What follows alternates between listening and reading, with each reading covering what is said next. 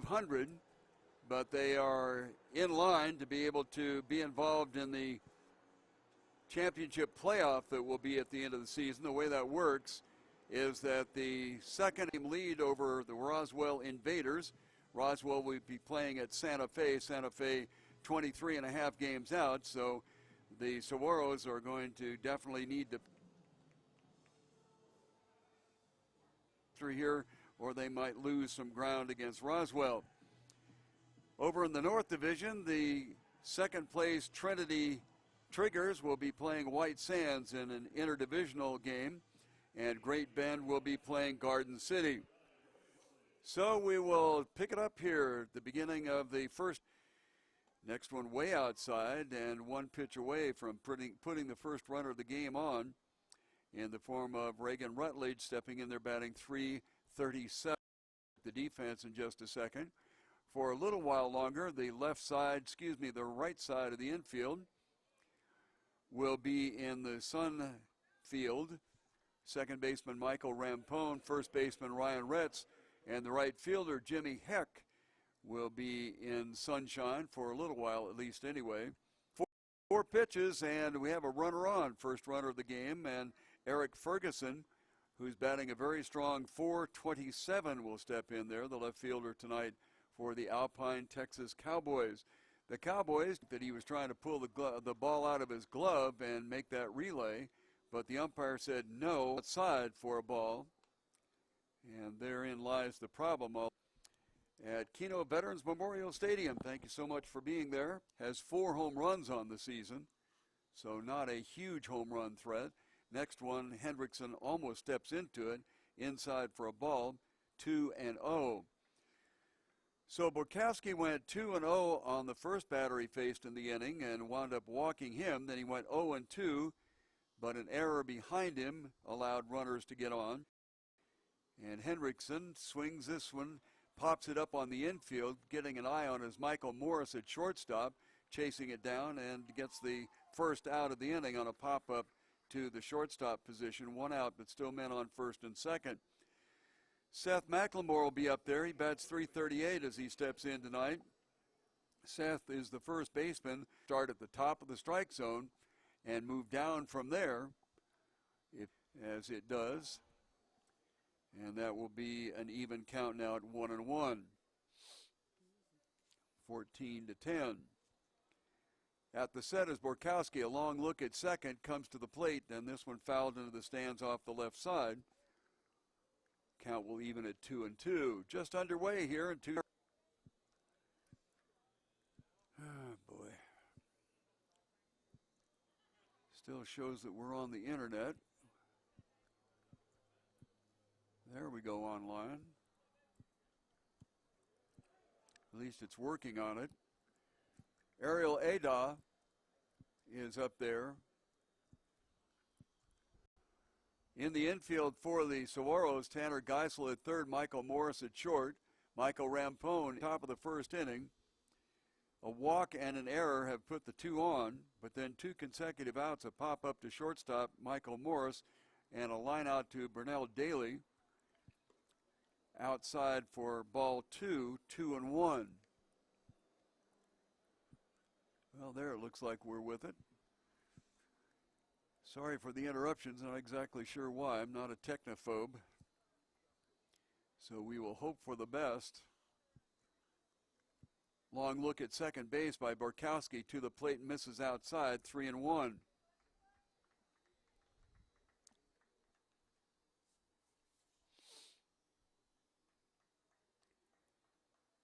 A-Dot has 8 doubles, 5 triples, and a home run. Triple would be problematic here. McKenna swung around to the towards the left field line in left field. Pitch catches the outside corner, and A-Dot gives a long look back at Mark Good, who is behind the plate tonight. 3-2.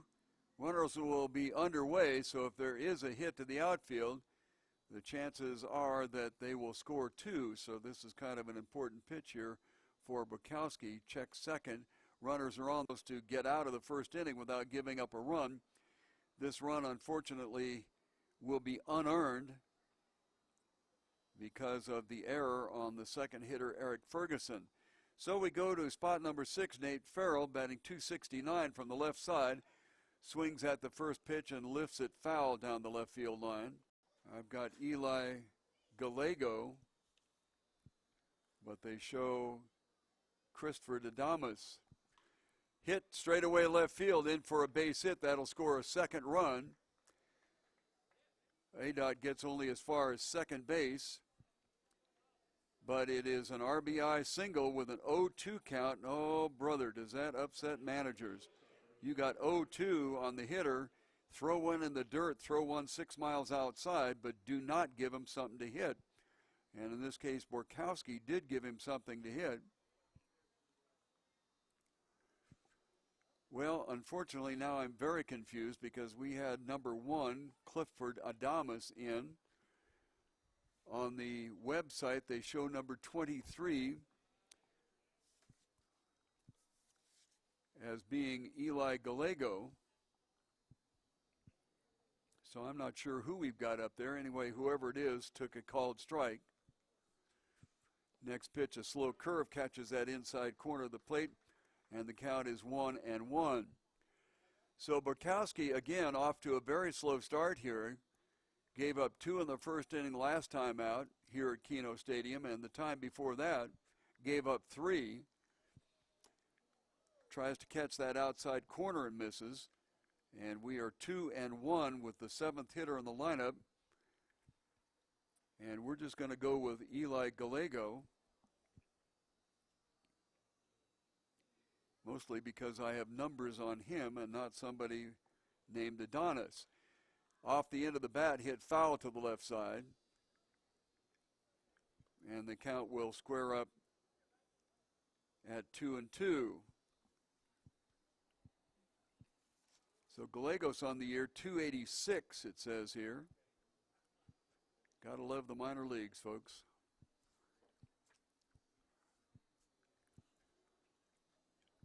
Runners on first and second, 2 outs. And 2 runs have scored with 2 outs here. Catches that outside corner and is called strike 3. Eli Gallegos looks at the umpire, has a few words, and begins to walk away. But 2 runs for the Alpine, Texas Cowboys. Alpine, if you're not aware, is in West Texas, so we have this Pecos League of 10 teams switching from West Texas to here in Arizona through New Mexico, where we have a couple of teams, and then up into Kansas, Colorado, and that's where they have the 10 teams.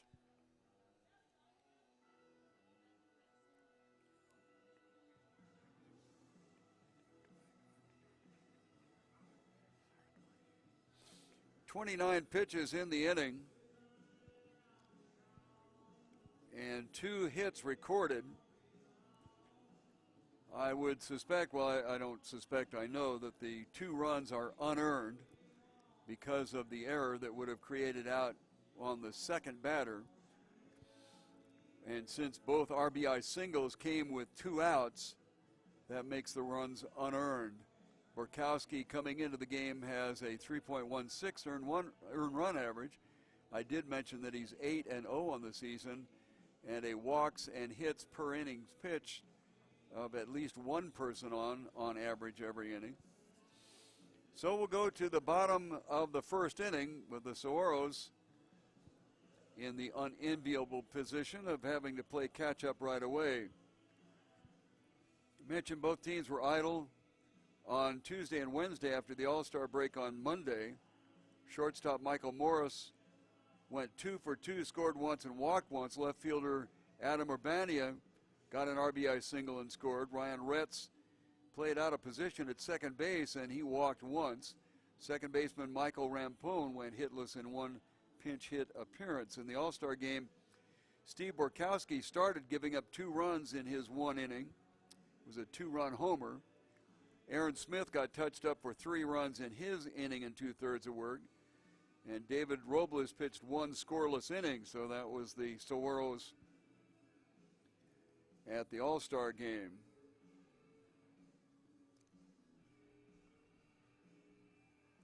Heisler's on the mound for Alpine on May 26th. He was the losing pitcher, giving up 7 runs in 4 1/3 innings. In that game, Urbania, who is not in tonight's game, went 3 for 4, did have a home run. And we don't show Heisler pitching against the Saguaros.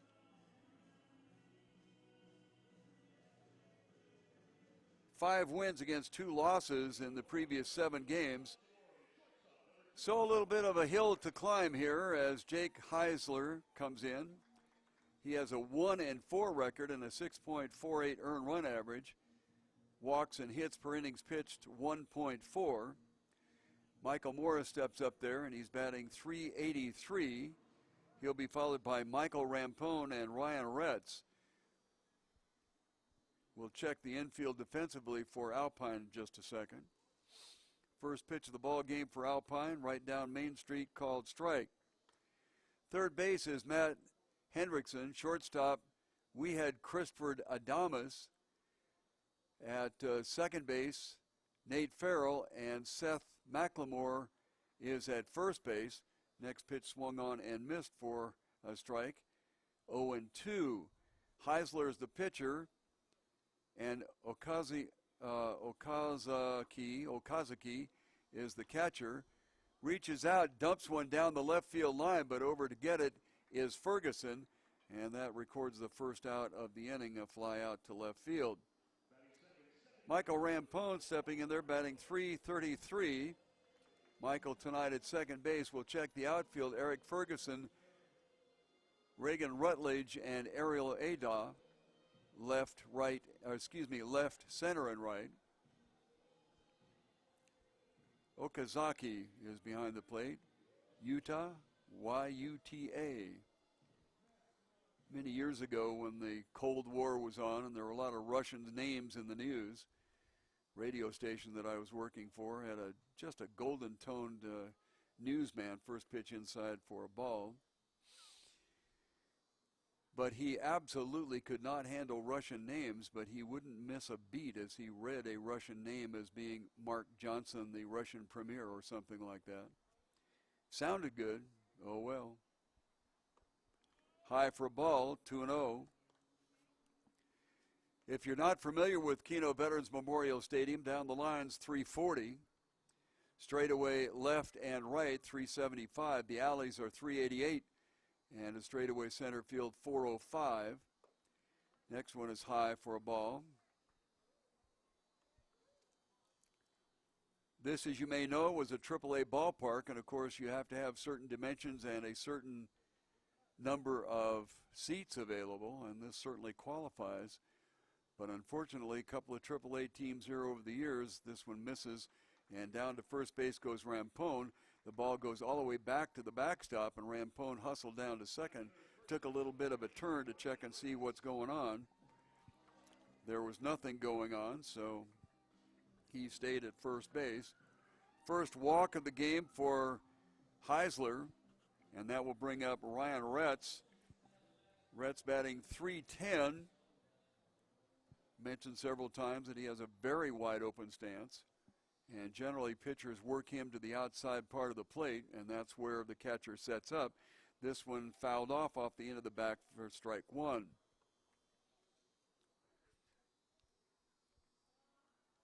Left and center pretty much straight away. Right field edging towards the foul line in right field and a little bit shorter. 0-1 pitch, long look at first base. Rampone is a threat to go. Curve outside and missed. 0-2.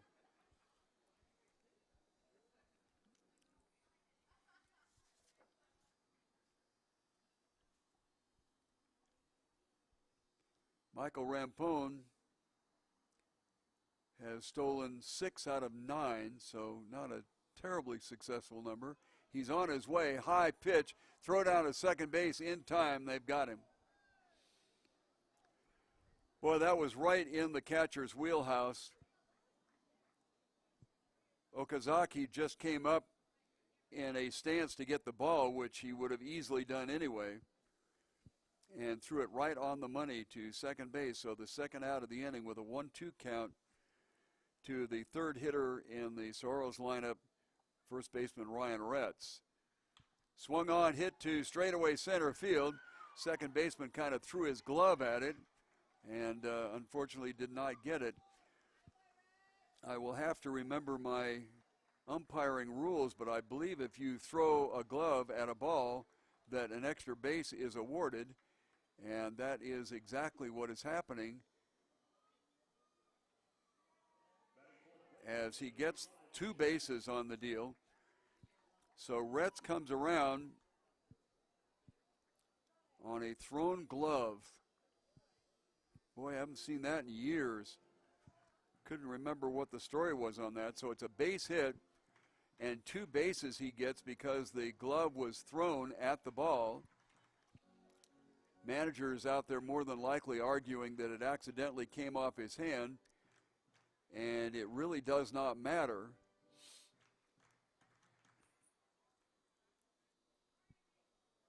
Now they're going to have a discussion between the base umpire and the whole plate umpire. His name we understand is Mark Good. And we'll see what the deal is here.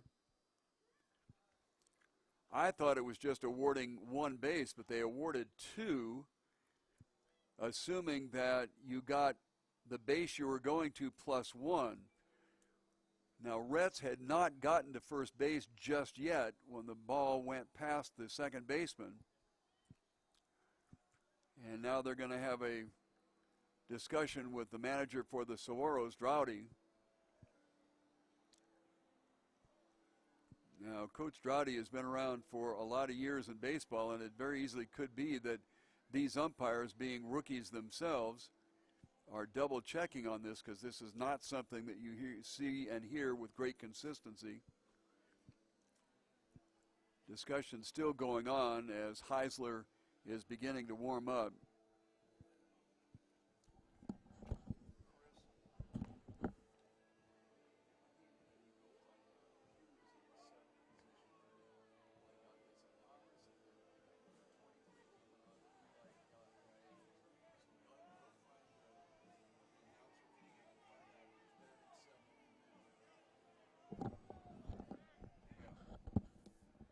Well, after all is said and done, they bring him back to first base. I thought that certainly you got 1 base out of it, but apparently that is not the case.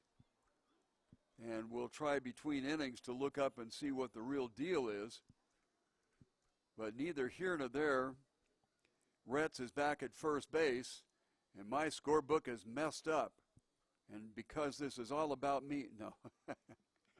Okay, at bat is Jimmy Heck. He's playing right field tonight. Runner is going.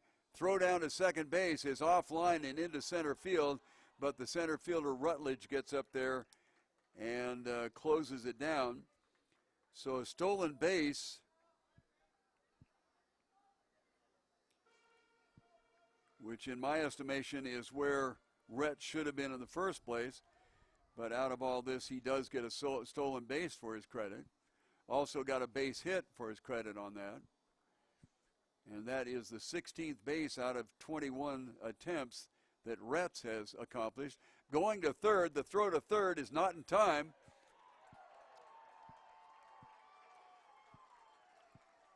So I guess Retz decided, I'm getting to third anyway.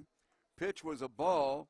Good strong throw from Okazaki, but it was just a smidgen late as Retz had a good running start on that. Pitcher didn't really look him back to the bag, and he was not covered. Pitch right down Main Street for a called strike, 2 balls and 1 strike.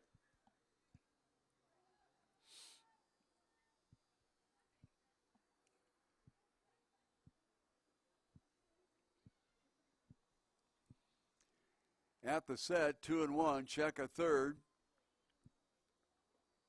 That's like checking the barn door after the horse got out, because Heisler made no effort to look back at second base, and there was no charge towards the bag for the shortstop or the second baseman, so Retz just took off. Ball way outside and a walk, so we have runners on first and third now with 2 outs. Now the Cowboys got two out base hits for runs batted in, and that will bring up Burnell Daly. Daly has pushed his batting average to .311. He was flirting around the 300 mark for the longest time, and he was batting in the 9th hole. They've moved him up to number 5. So let's see if Burnell can deliver here with 2 outs, the way the Cowboys delivered twice with 2 outs in the top of the inning. First pitch at the knees, a called strike.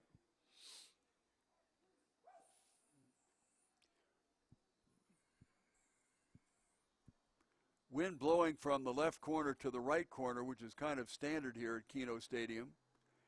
And it is fairly brisk tonight. So anything hit to the right field side will be wind aided to a certain extent. Next pitch on the outside corner, and Daly has the second strike called on him, 0-2. Delighted to see you there. Appreciate you being there. To my knowledge, we have the chat line open.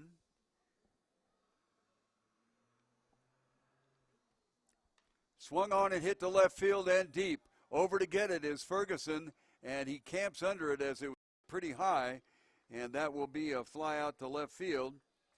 And the third out of the inning with nothing across for the Saguaros. So after one full inning of play, it is Alpine 2 and Tucson nothing. One hit in that inning.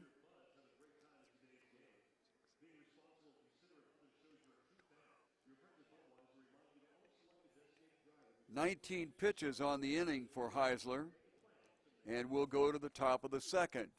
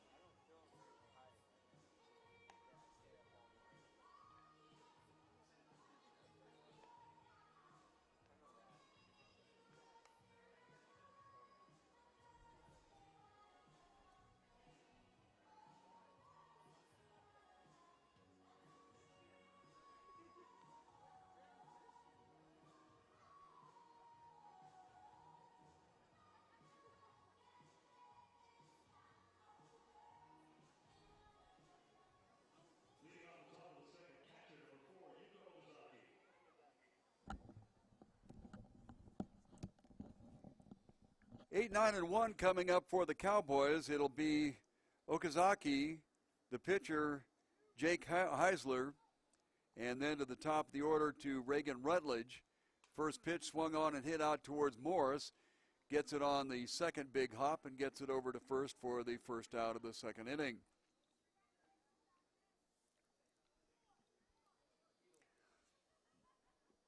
Heisler batting 231.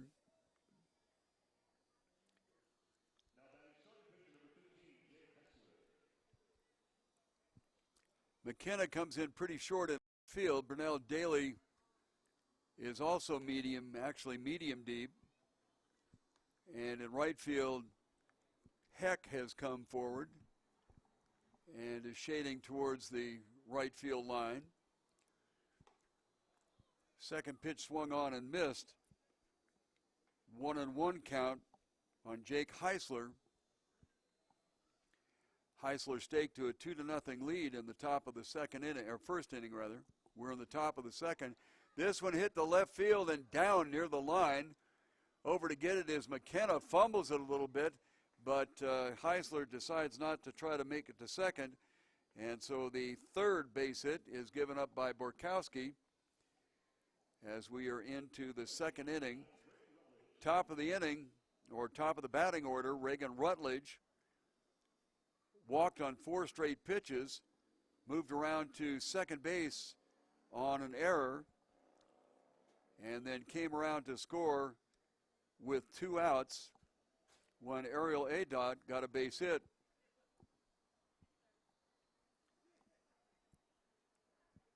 Oh, 1 pitch. Heisler unlikely to take off. Very unlikely that you have your pitcher running. In most cases, you don't particularly like to have your pitcher out there. Line fouled on the right field side.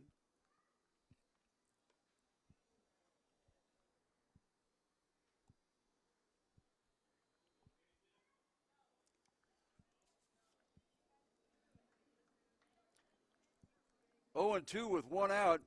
Top of the second inning, the Saguaros trailing 2-0 as Borkowski struggled in the first inning, swung on and tipped. The catcher dropped the ball, and that will preserve the 0-2 count.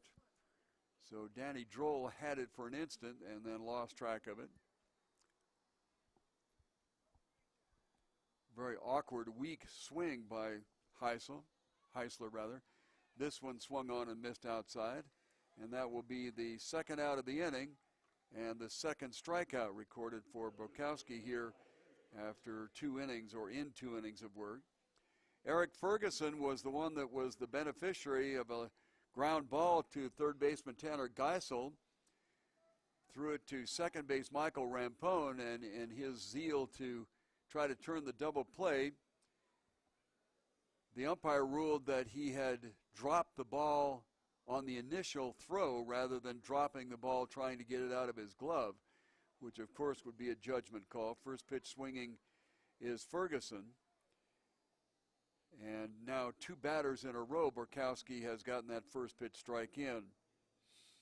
Heretofore, a little bit of a problem for him as he's getting less than half first pitch strikes in.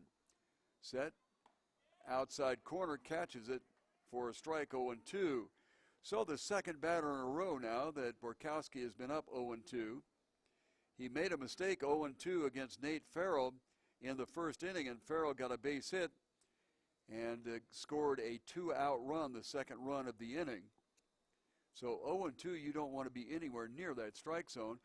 It is on the outside corner, but Ferguson reaches out and lines it to the shortstop, Morris, and that will be the end of the inning. So nothing across for Alpine, Texas here in the top of the second inning. And after 1.5, it's Alpine 2 and the Saguaros nothing. 1 base hit in the inning, so 3 overall. 11 pitches on the inning for Borkowski, and he has 40 through 2 innings of work. So we'll go to the bottom of the second inning. And the Saguaros will send up Tanner Geisel, Danny Droll, and the pitcher spot, Stephen Borkowski.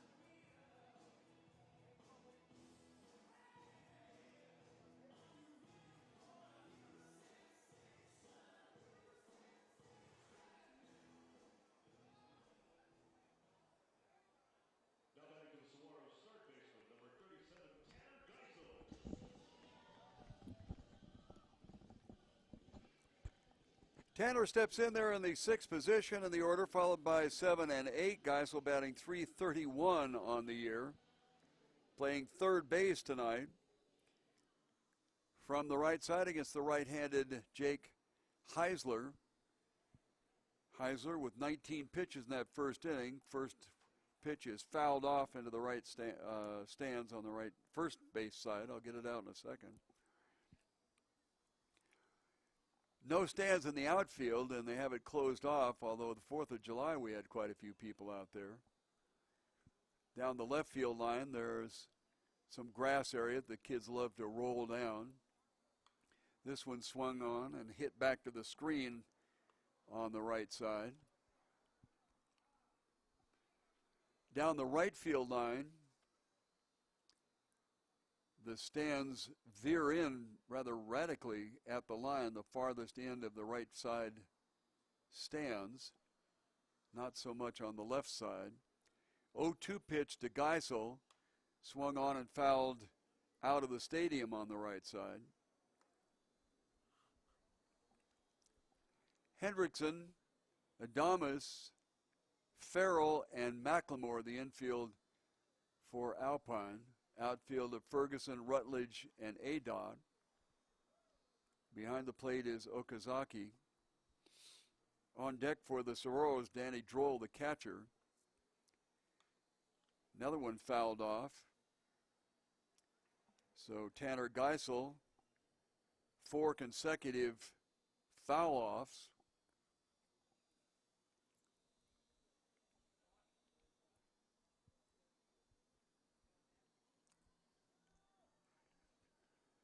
Oh-2 the count still. Way outside for a ball. So we'll go to the 6th pitch of the at-bat, 1 and 2. Very warm evening tonight, a little bit warmer than it has been. Funny thing about Tucson, it seems to cool down at night generally, but that doesn't happen until the wee morning hours. Pitch is high. 2-2 count. So Geisel was down 0-2 and has worked him to a 2-2 count. Leadoff hitter here in the bottom of the 2nd inning for the Saguaros.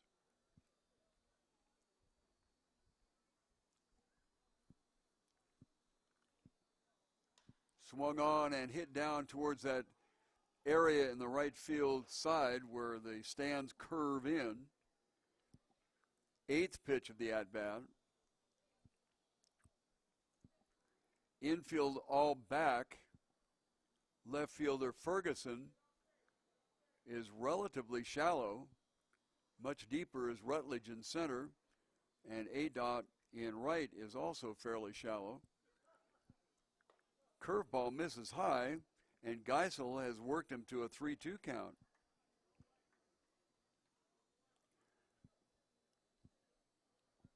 Heisler gave up a hit and a walk in the first inning. The hit was an interesting thing going on. Second baseman Farrell threw his glove at the ball.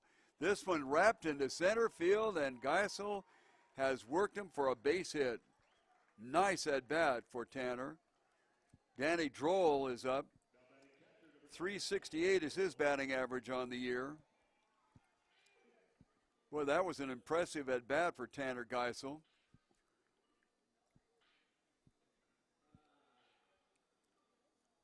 After 2 strikes that were foul-offs, he fouled off pitch number 3 and pitch number 4. 5 was a ball, 6 was a ball. 7 was fouled off. 8 was a ball. And 9 was a base hit. Nice job, Tanner. Hendrickson moves in a little bit more at third base. We'll see if Droll is bunting. He is not. Inside corner for a called strike.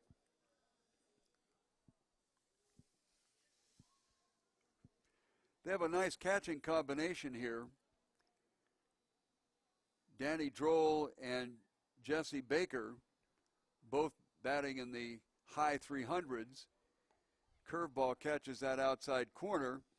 And for the second time in a row, Heisler is up 0-2.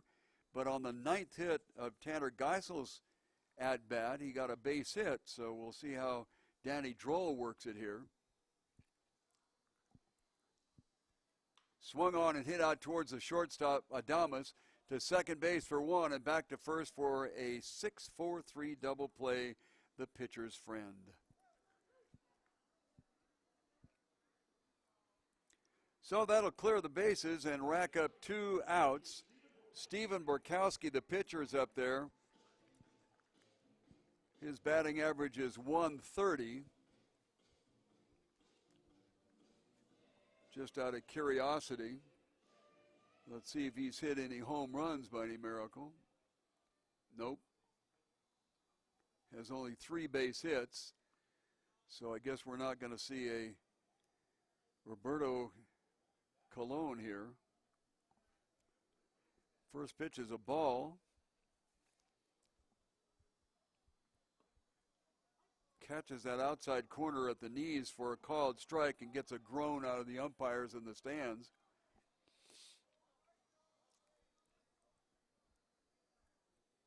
One and one, bases clear, 2 outs, bottom of the second. That goes high, 2-1. Saguaros down 2-0. They gave up a couple of 2-out base hits for 2 runs in the top of the first inning. Bottom of the second, nobody on. Misses low, 3-1. Apparently the pitcher is unaware of Borkowski's batting average. Although anytime you're standing up there with a stick, you're dangerous. 3-1 pitch. Misses, called strike on the outside corner. Spoke up a little too soon.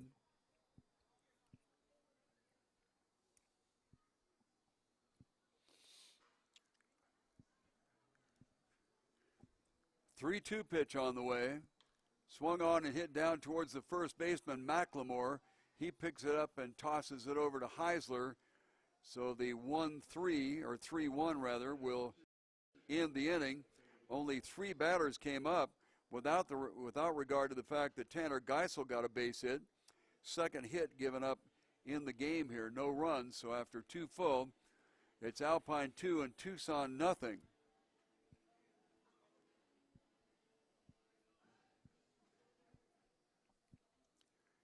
$18 pitches on the inning, so 37 overall for Heisler. And we go to the top of the third. It'll be Hendrickson, McLemore, and Adot, 3, 4, and 5 for the Cowboys.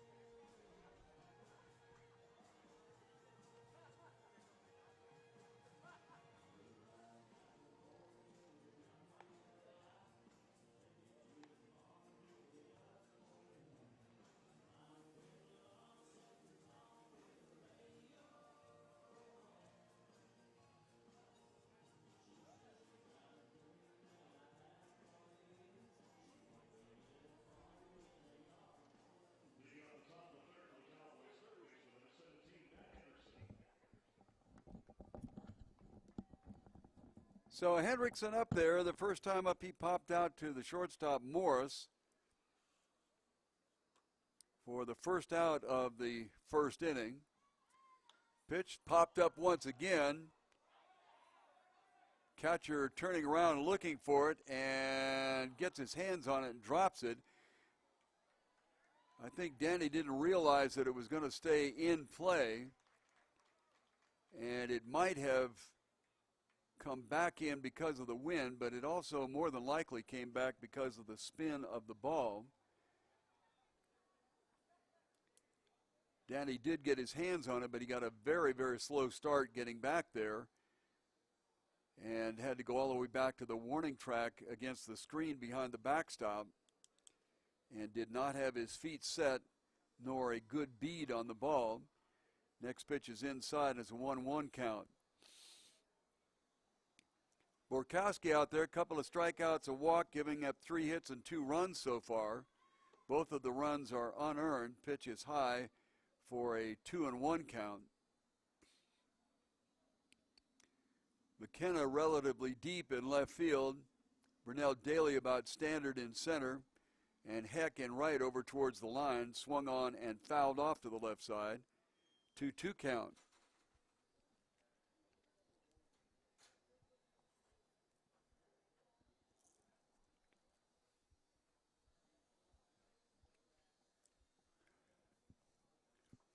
Nobody on, nobody out here. Swung on and hit towards left field. McKenna on his horse to get it. And going out is Geisel and takes it over his shoulder. An outstanding play by Tanner Geisel. So Geisel had a fine at-bat in the bottom of the second inning and then comes right back and turns in an outstanding defensive play. The ball was headed to the corner or along the foul line in left field. McKenna had a bead on it, but Geisel somehow or other got back there and got it over his shoulder. Now, I will say, first pitch to McLemore is a ball. I will say that Geisel has a tendency to play a very, very deep third base, and in this particular case, that helped him out considerably.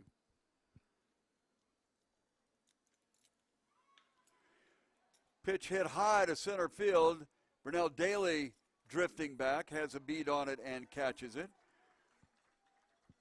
So a center field flyout for the second out of the inning.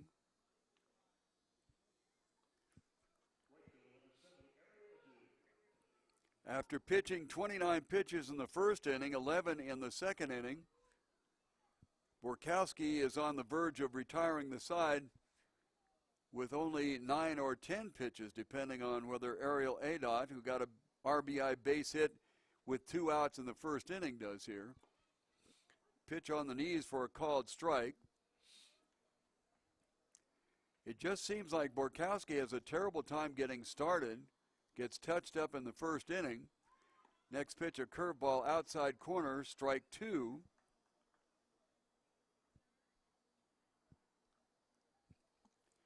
This is the 10th pitch of the at-bat coming up here. 0-2, way outside as well it should be.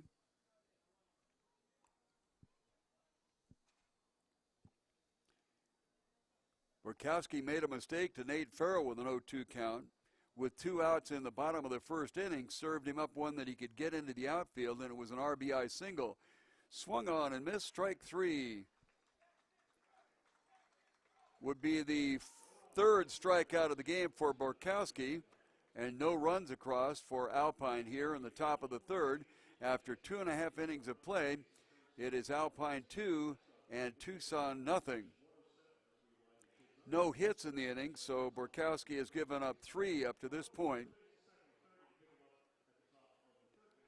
11 pitches again that inning, so 51 so far through 3 innings. And we go to the bottom of the 3rd inning, and we'll go 9-1-2, McKenna, Morris, and Rampone.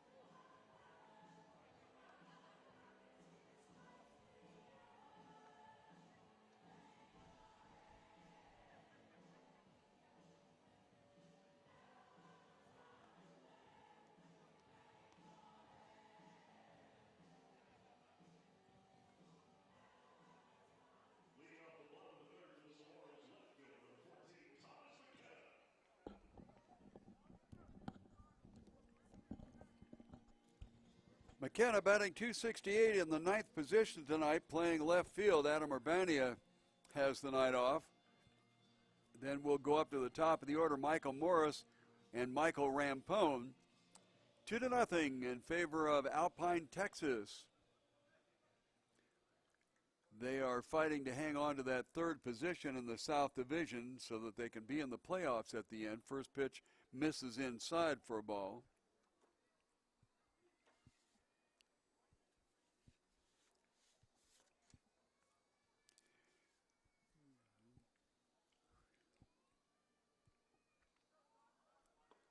This one catches the inside corner, 1-1. Cowboys are 11.5 games out of first place, but right now they're not being threatened at all by White Sands, the only team that might jump up and catch them. Swung on and missed, 1-2. Over in the north, Garden City and Trinidad, Garden City, Kansas, and Trinidad, Colorado, just across the Kansas border there, or New Mexico border, sorry, are dead even. So that'll be interesting to see who finishes up 1-2. But the Salina Stockade could possibly be overtaken. They're only a game and a half ahead of Topeka. Hit into, thought it was going to make it to left field, but the ball died, and a soft line drive out to the shortstop, Christopher Adamas. We were confirmed that that's who it is, and he is wearing number 23 tonight instead of number 1. So a miscommunication all the way up and down the line. Not only that, we had a 23 with a different person on the internet, on the website. Such as it is in the minor leagues. And this is Independent League Baseball. Way outside for a ball. Michael Morris up there. He flew out to Ferguson in left field in the first inning. These young men, for the most part, are just trying to catch some attention up and down the line. Pounded at home plate and foul. Most of these players came out of Division II and Division III, where they don't have a lot of scouting. Also out of NAIA schools. And I've used the acronym NAIA so often I can't remember what the heck it stands for. National Association of Independent Athletics or something like that. Anyway, there are the minor colleges around the nation. Swung on and pounded into the ground towards Farrell at second. He one-hands a high hopper and gets it over to first for the out. Second out of the inning, Michael Rampone, who drew a walk and then tried to steal second base and was gunned down in the first inning.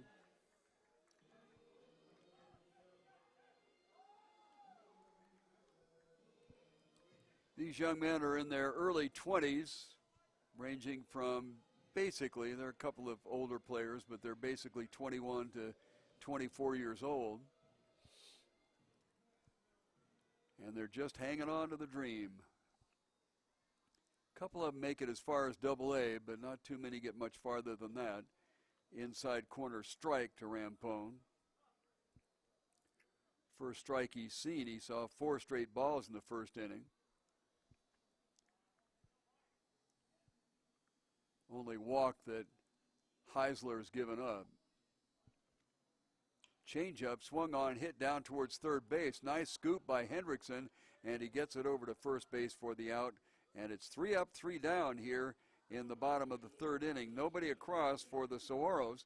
So after 3 full, it is Alpine 2 and Tucson nothing. No hits in the inning, 2 given up so far by Heisler. And he also had a high economy of pitches in his part of the third inning, only throwing 9. So 46 on the game for Mr. Heisler. And we will go to the top of the fourth inning with Alpine up 2-0 over Tucson.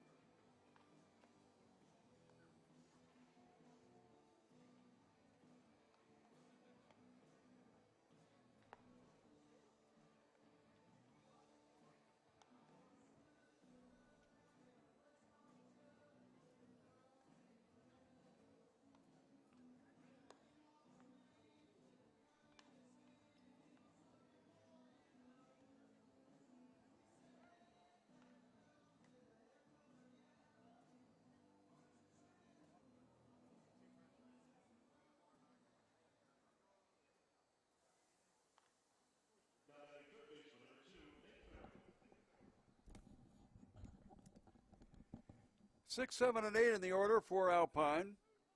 Nate Farrell, the second baseman, who got an RBI 2-out single in the first inning, looks at the first pitch way outside for a ball.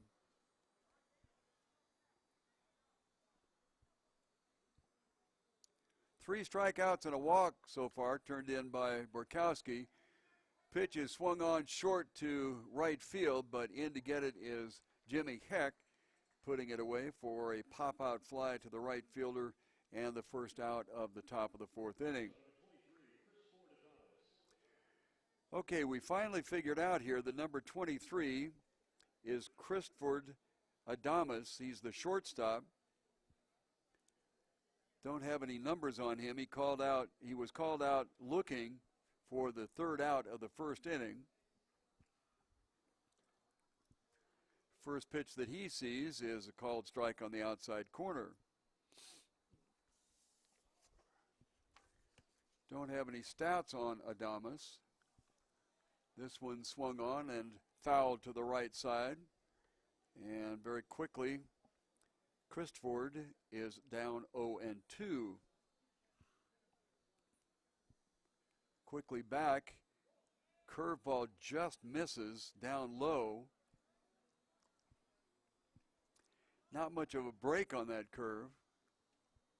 Actually, probably call it a slider. 1-2 pitch. Misses high. 2-2.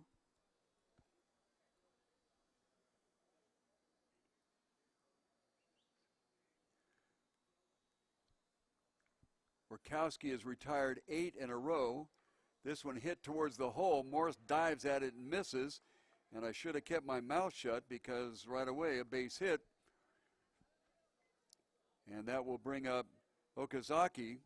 He's the catcher. Bats .338 coming into the game. It grounded out in the second inning to Michael Morris at shortstop. One out here in the top of the fourth inning and a runner on first. Don't know whether Adames is prone to stealing or not. They do have player moves in this league.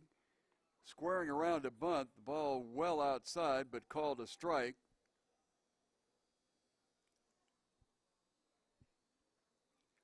Tanner Geisel trying to lure the batter in and being very, very deep.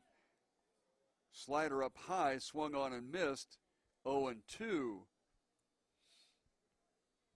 So Borkowski was ahead to Adames 0-2. Got to 2-2 and then gave up a base hit. 0-2 here. Way outside. Droll does a good job of getting out there and catching it before it goes through and to the screen.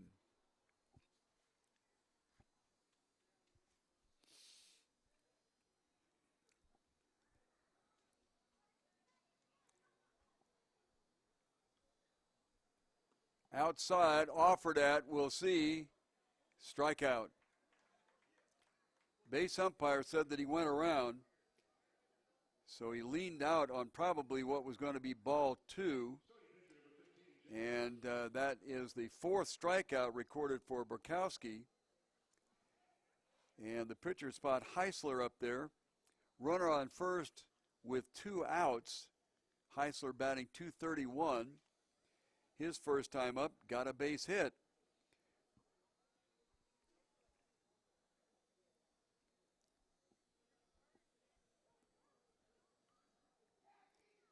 One 0 pitch. Outside, 2-0. Last thing you want to do is to allow the top of the order to come up with a runner in scoring position if you walk this batter. Adames is at first, not much of a leadoff there. No threat to go, and the pitch is a slider for a strike.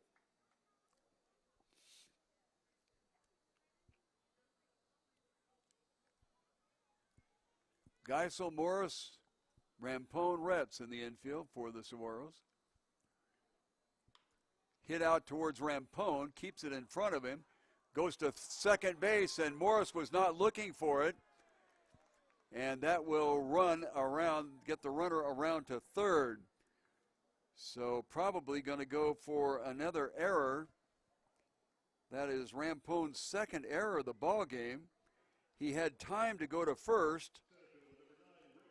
Morris was at the bag at second, and I guess he felt, since that Adames was so close to the bag, that Rampone would go to first. Rampone flipped it towards second base, and Morris was not looking for it at all, and that puts runners on first and second. Check that, first and third with 2 outs, and we go to the top of the order. Rutledge. Rutledge has walked and struck out. First pitch to him is high and outside.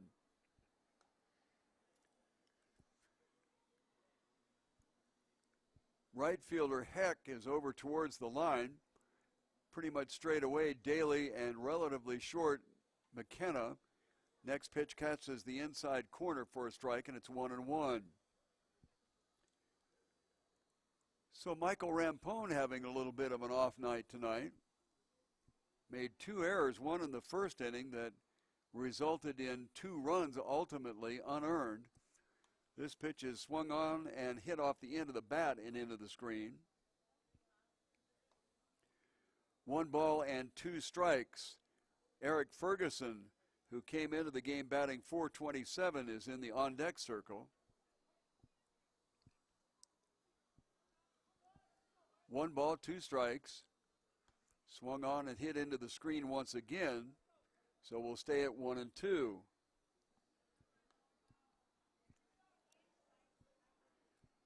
Reagan Rutledge, the second baseman, actually has 4 home runs, 8 doubles, 3 triples, and 4 home runs. This one again fouled off to the left side. Hits the aluminum overhanging. Haven't mentioned it for a while, but every time it hits that aluminum shading, sounds like a dinner gong. Bounced off of that, went into the second deck.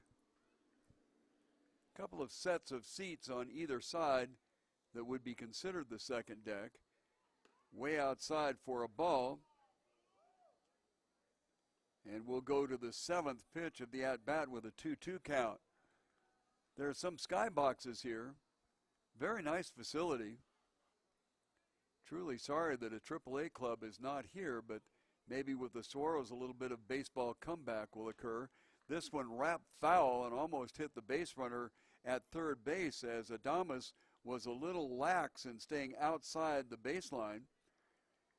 Had it hit him where he was, it would have been an out, and he was very close to being in fair territory.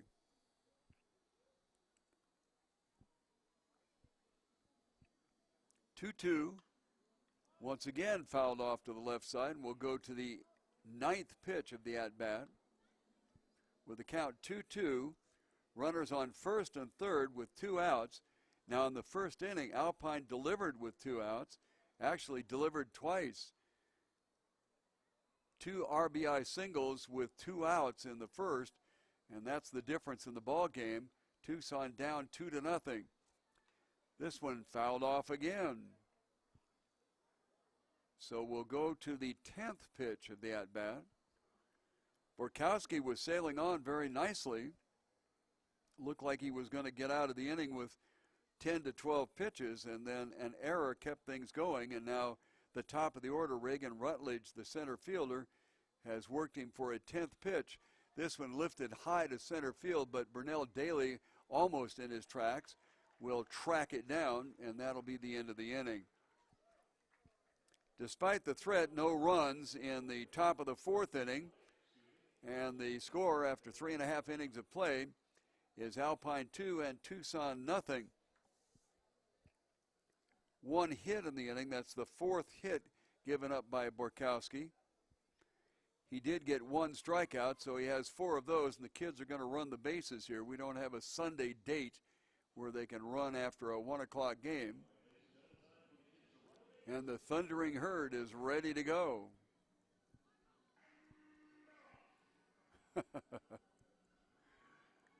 Love the little kids that are out there. They overtake Sticky, our mascot. Don't have too many tiny ones out there today.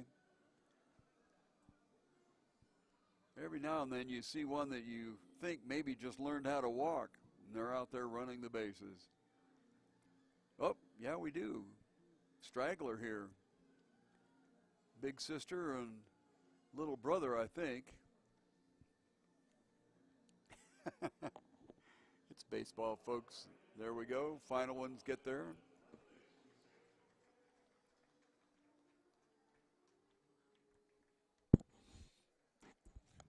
Well, let's see. Back to business here.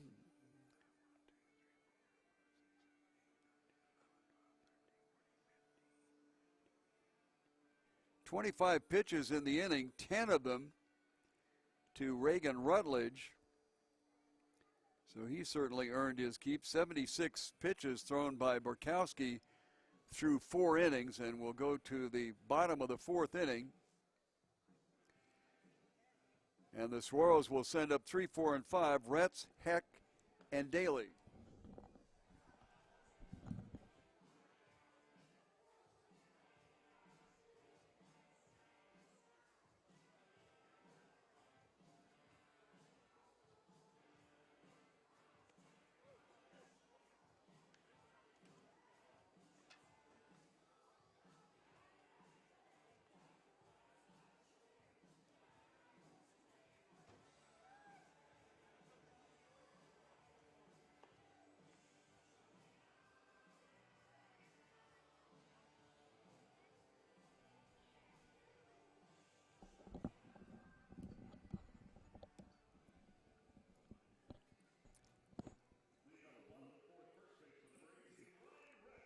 Ryan Retz will lead it off. Came into the game batting .310. Got a base hit in the 1st inning.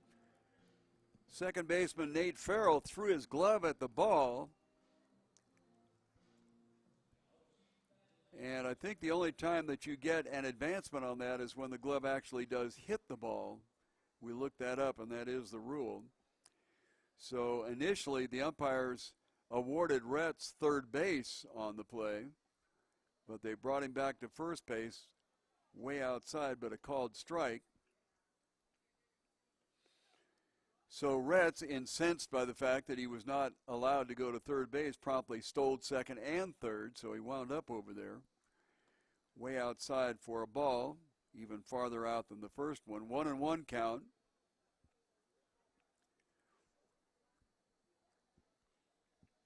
Then Retz was followed by Heck, who got a walk, but then Daly flew out to end the inning, so that was the only threat. Off the end of the bat and foul. 1 ball and 2 strikes.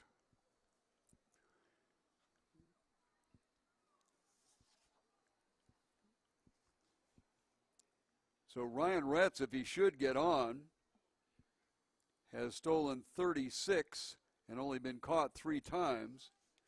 So he would be a threat to go. Fouled down the right field side. Count stays 1-2. Ryan, most of the year, right around the low 300s.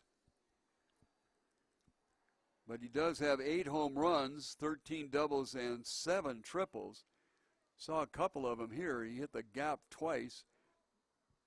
This one right up the middle for the second base hit of the ball game for Ryan Retz.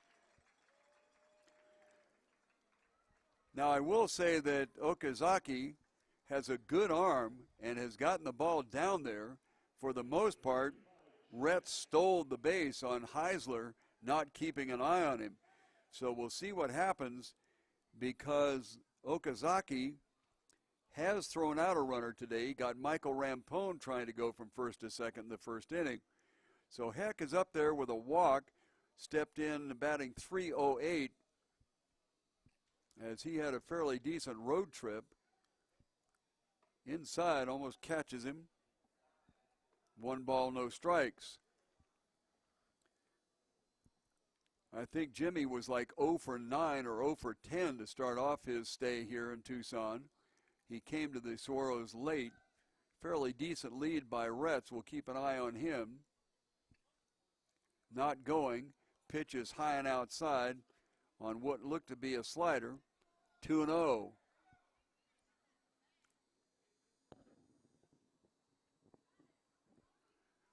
No activity in either bullpen, and you wouldn't expect there to be, although the guys move around out there every now and then and catch my eye. Throw to first, not in time. Rets really didn't have much of a lead at that time. Heisler's probably just communicating, yeah, I know you're over there, pal, so don't be messing around. Rets with a fairly decent lead digs in his spikes. 2-0 count. Good place to run. Not running. Outside. Oh, my goodness sakes. It's a called strike on that outside corner, and I tell you what, if you're in the dugout, you need to pay attention to where those strikes are being called. And if he's calling them on that outside corner, you need to be ready to step that way and hit it to right field. Although for Heck, he has pretty much an open stance, much like Rets does. 2-1. Going. Throw down to second base, wrong side of the bag, and he's safe. Boy, I thought Rets would be caught for sure. He took a little bit of a start, stopped and started again. Somehow or other his speed got him there. The pitch was a ball, so it's 3-1, runner on second base, nobody out here in the fourth inning. Heisler throwing a much better ball game than you would have expected with the earned run average. This one hit down the line in right field and foul. 3-2. Heisler has a 6.48 earned run average and a 1.4 walks and hits per inning pitched with somebody on, and a 1-4 record. So you would have almost thought, especially after the game that he was in on May 26th against the Saguaros, in which he was the losing pitcher and gave up 7 earned runs in 4 1/3 innings. So he apparently has improved over the season. Misses down and low, and the second walk that he's given up. So runners on first and second, frankly, when you look at it, no great harm with the walk there, although you'd probably prefer not to do that. Burnell Daly is the batter. Came into the game batting .311 and flew out to left field to Rutledge in his first at-bat.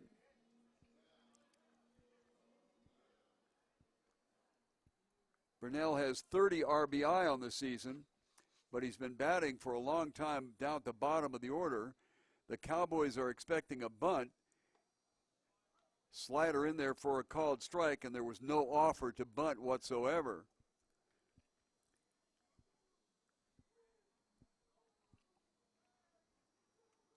First and third drawn in, Hendrickson at third and McLemore at first. Middle infielders Adames and Farrell squeezed in looking for the double play. Nobody out here in the fourth inning. Swung on and hit through the hole, left field. Let's see if they send Rets. Rets falls down, and probably fortunately that he did, because the throw from Ferguson in left field was right on the money. And I suspect the Rets would have been nailed going towards home. So the bases are loaded. Rets moved over to third base on the base hit by Burnell Daly. Over to second base is Jimmy Heck. And it was very fortuitous to have Rets come around third and lose his footing. The throw went through. Ferguson really gunned it. And I suspect the Rets would have been a dead duck at home. Tanner Geisel in there. Geisel worked 8 pitches and got a base hit in the second inning, but stayed at first, actually was doubled off at second base in a double play. Pitch on the knees called strike. Bases loaded, nobody out here in the bottom of the fourth inning for the Saguaros.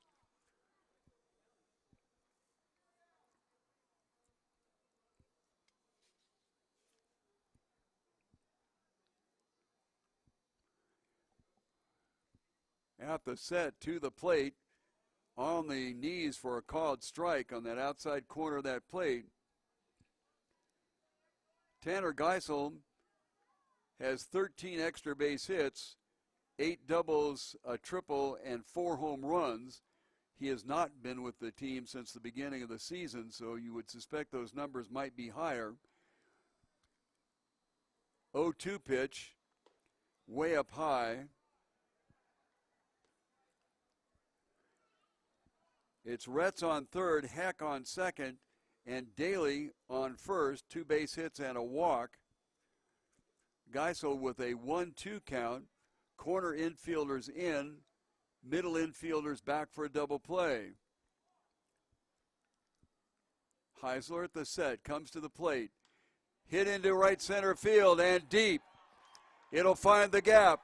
That'll score at least 2. Burnell Daly is digging around third and holds up at third base as the throw comes into the plate, and a 2-run double for Tanner Geisel.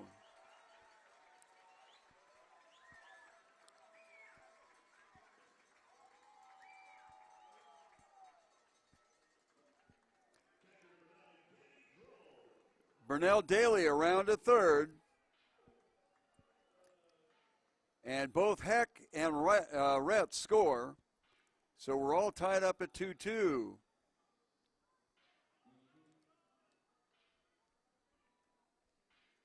And that will bring up the catcher, Danny Droll, with first base open and the infield in.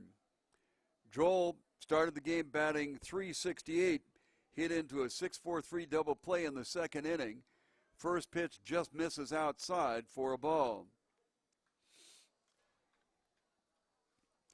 When you have that infield pulled in, it generally elevates the batter's batting average about 40 points.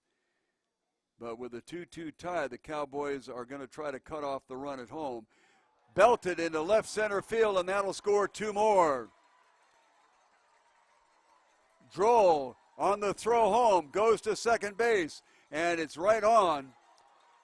But the umpire says he's safe. I think what happened was the second baseman, Farrell, held the glove down, and as Droll went in, he split his arms and got the corners on either side, and the tag was missed. So a base hit, 2 runs. So 2 consecutive RBI base hits, 1 a double, and 1 a single. So Daly comes in to score. Geisel comes in to score.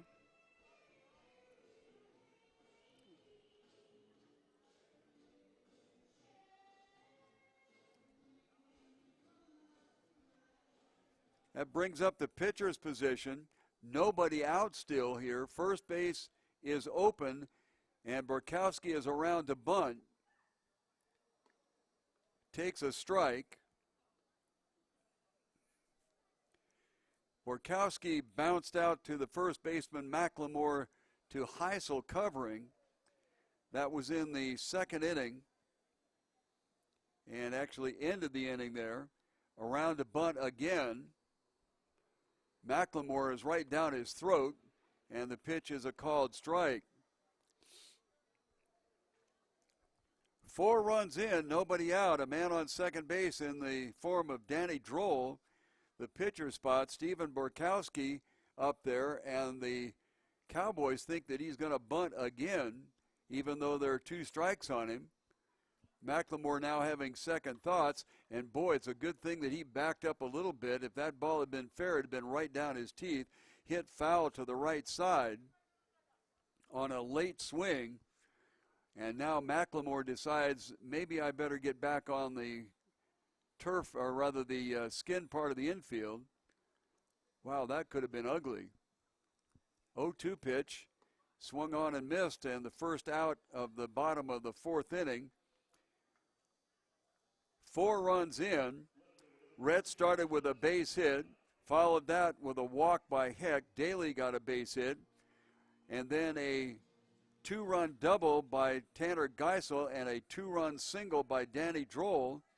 Counted for the 4, and we'll have a conference at the mound. Thomas McKenna is the batter. He lined out softly to Adames at shortstop in the 3rd inning. He came into the game batting .268. There is some activity out in the Alpine bullpen, but they are both right-handers, and so when they throw, their back is away from us. Looks like number 24 warming up out there.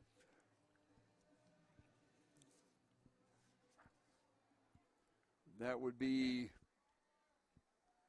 Corey Vire, V-I-R-E. Vire apparently is a new acquisition from Spalding, Kentucky, is warming up. But Heisler will stay in the ball game. 1 out. Infield is back. Runner is at second base. Danny Droll, the catcher for the Saguaros, and Thomas McKenna, the left fielder tonight. In the 9th spot, belted left center. It'll get to the wall. That'll score a run. McKenna rounding second base and will hold up at second base with an RBI double.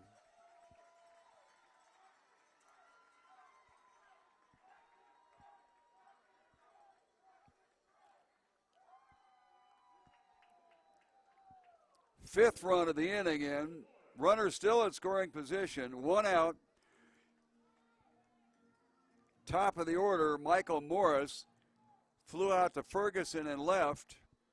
And here comes a pitching change, as it'll be the second visit from the manager of the Alpine club. And let's see if 24 is coming in. Alpine does not have numbers on the front of their jerseys. Howsoever, it's a right-hander. And we'll pick up who it is just as soon as we can here.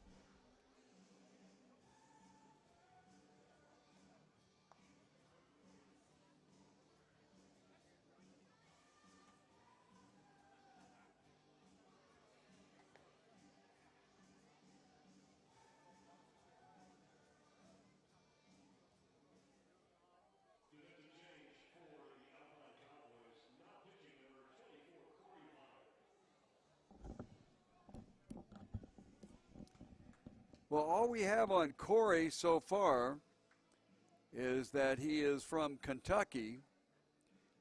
He is 1-1 on the season, earned run average of 3.9 and a whip of 1.1. He's gone 25 1/3 innings and given up 11 earned runs. So he steps in there, and Heisler with his 6.48 earned run average. First pitch swung on and hit to right field. Watching McKenna at second base, turns the corner and comes home. And an RBI single for the first pitcher, first pitch swinging.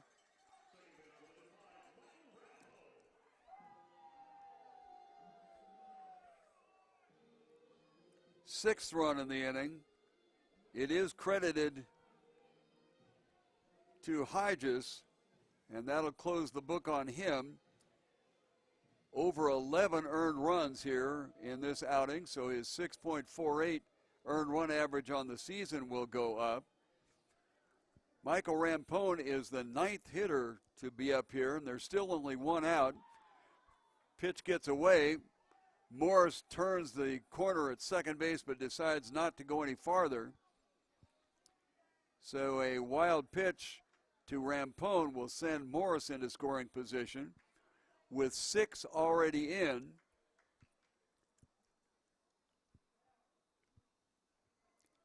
Alpine was well below 500 through the first part of the season, but recently they have been creeping their way up. And they are 2 games over 500, but they're still 11 and a half games behind the first place Tucson Saguaros.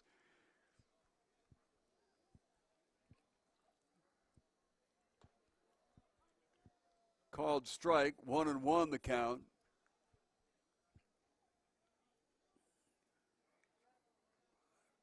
Six hits in the inning, 6 runs so far, 1 out so far. Another wild pitch gets away. And down to third will go Mr. Morris.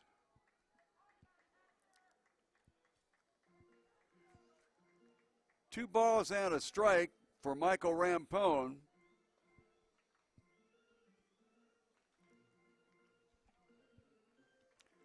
Rampone on the day walked and then was thrown out trying to steal second base in the first. He grounded out to Hendrickson in the third inning. Infield is in. Misses outside. 3 balls and a strike, 1 out, first base open. The infield is in for the Cowboys. Right fielder Adot is very shallow. This one lifted high to right center field, check that left center field, but Rutledge is over to get it, but it is deep enough to be a sacrifice fly and a run scored.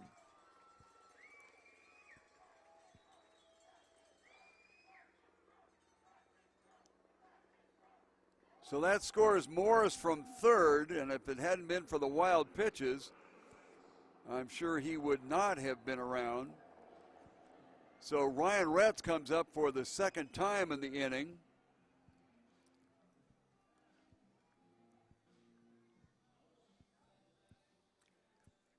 Ryan got a base hit, stole second base. First pitch to him was a ball. Got to third on the base hit by Burnell Daly. The pitch is fouled off to the right side, and it's a 1-1. And then came home on the double by Tanner Geisel, 2-run double. So we batted around here in the fourth inning, the bottom of the fourth. 6 on the board, now 7 rather, for the Saguaros. And the pitch misses for a ball, 2-1. Very open stance for Retz. Just misses inside, 3-1. Bases are cleared after the second out sacrifice fly. And the next pitch is a ball, and we have another base runner for the Saguaros, as that will bring up Jimmy Heck. Heck walked as the second batter in the inning. This is his second bite of the apple, so to speak, in the bottom of the fourth inning. He went to second base on Daly's single and then came around to score on the 2-run double by Tanner Geisel. Runner on first, 2 outs here in the bottom of the fourth inning, and 7 across for the locals. This one is a wild pitch and gets away. I'm looking at this, and it looks to me like he's almost throwing a knuckleball. But if you throw a fastball, probably not a great idea to throw a knuckleball with runners on base. So ball 1 to Jimmy Heck with another runner in scoring position. Hit towards the second baseman, who scoops it up. Farrell gets it over to first, and that will end the inning, but not before 7 come across for the Saguaros. And after 4 full innings of play, it is Tucson 7 and Alpine 2.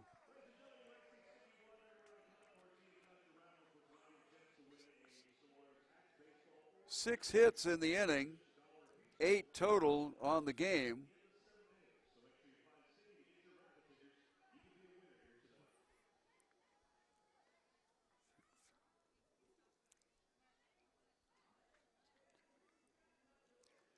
"13 pitches in the inning for Veer, but among those 13 pitches, there were 3 wild pitches, and 2 of them contributing directly to Michael Morris being able to come down from third rather than being held at first base when Michael Rampone hit a sacrifice fly to center field deep enough to be able to score Morris from third.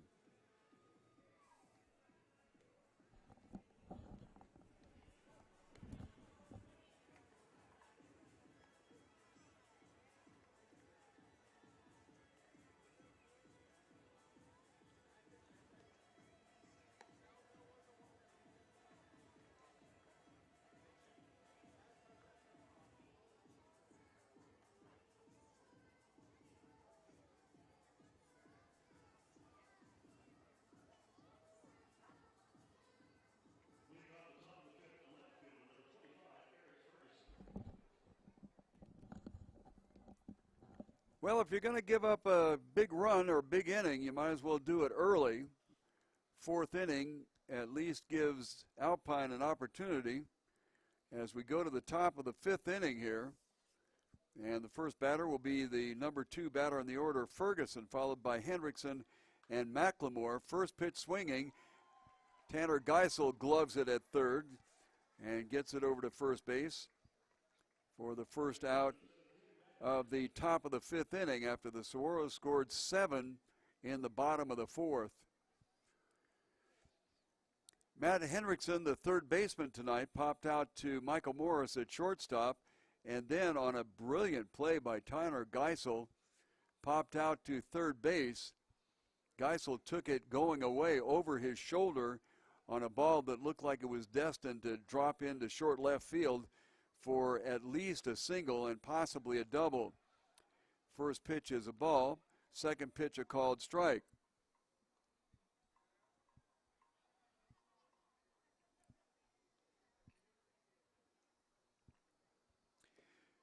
Off-speed pitch looked like a slider, swung on and missed.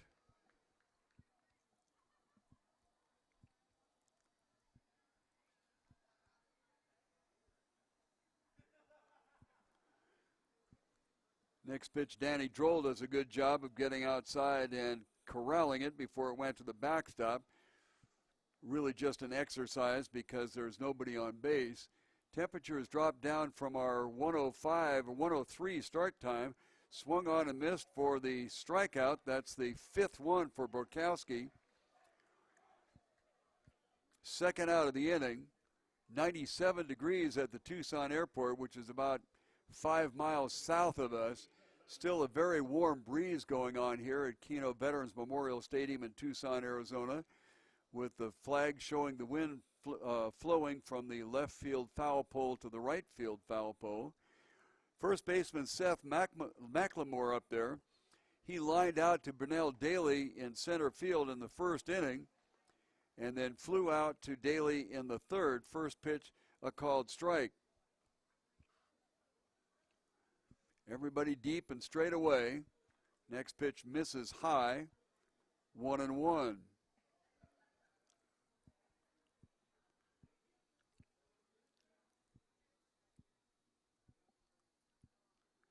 Seth has got 5 home runs on the season from the left side. Gets a little hung out to dry and calls time and steps out.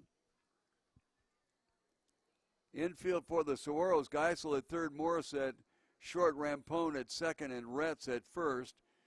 1-1 pitch misses outside, 2-1. McKenna tonight is in left field rather than his normal right field position as Adam Urbania has the night off. Brunell Daly in straightaway center, and Jimmy Heck in right. The next pitch misses, 3-1.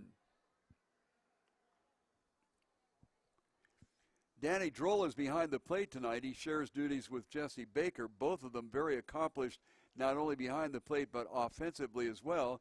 Off-speed pitch swung on and missed, 3-2. Couple of outs here in the top of the 5th inning with the Saguaros going nuts in the bottom of the 4th and plating 7. 7-2 in favor of the Borkowski-led Saguaros. Off the end of the bat, into the screen. Foul ball. Remains 3-2.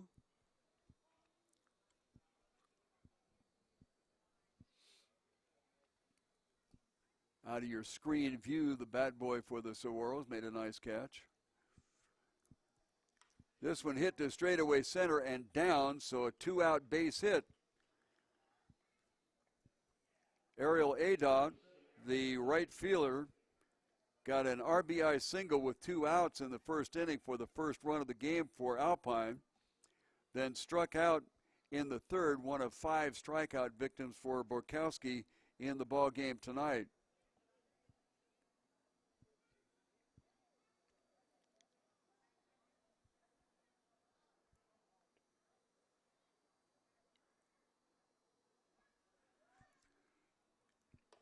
High and inside, well, they'll call that a strike. I probably shouldn't speak up so quickly, but, after a while, you pretty well gauge it up here. And this umpire has been just a skosh inconsistent. High strike fastball, 0-2. Seth McLemore, not necessarily a threat to run. Stolen 3 out of 4, but with 2 strikes on your 5th hitter might be a time to go. Waves at what probably was going to be ball 1. And the second strikeout, that's the 6th on the game and the 2nd this inning.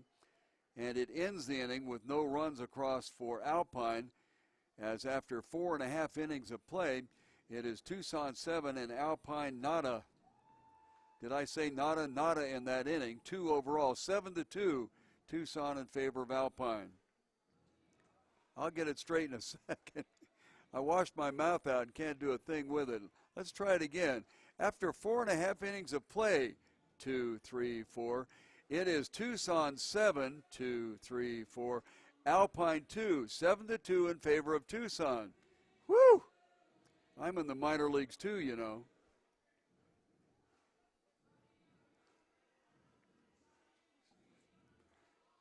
"16 pitches on the inning for Borkowski.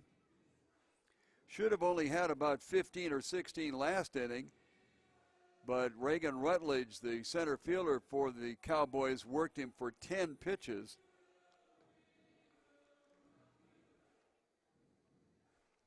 So he's up to 92 pitches here after 5 innings. 1 base hit, 5 so far in the game given up by Borkowski. So we will go to the top of the 5th inning. And a new pitcher on the mound for the Cowboys.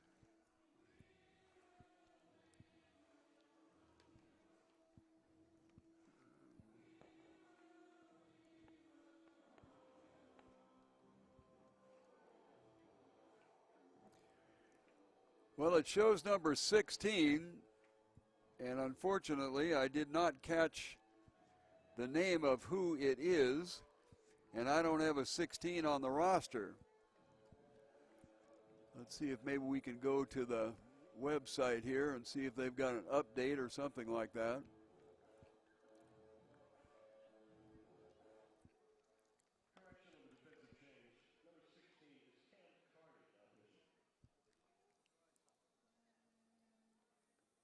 Cam something or other. I didn't catch that either. Let's see if we can find a name here. Well, they don't have anything there. Went to look at the, oh boy, went to look at the website and had to go to home page, and it says at least 80 dead after truck attack in France. Well, I tell you what, ooh, plunked him right in the middle of the back. Burnell is a little annoyed.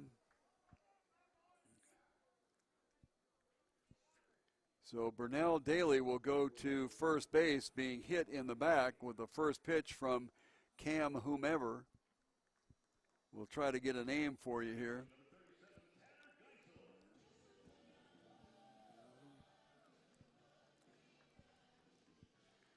Tanner Geisel got a 2-run double in the 4th inning that started the parade there. Started the parade that sent 7 across for Tucson in the bottom of the 4th inning. We're in the bottom of the 5th, 7-2 in favor of Tucson. Runner on. Next pitch is way outside for a ball.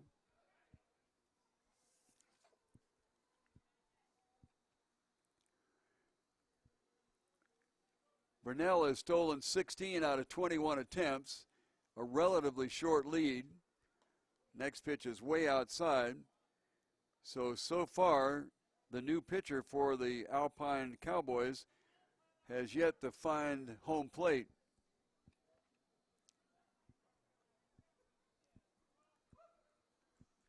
Next one does find a strike, called. 2 balls and 1 strike.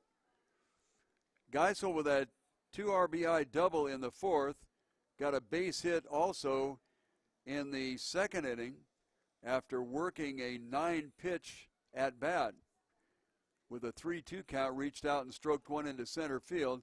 This one a little bit hardier swing and misses. 2-2.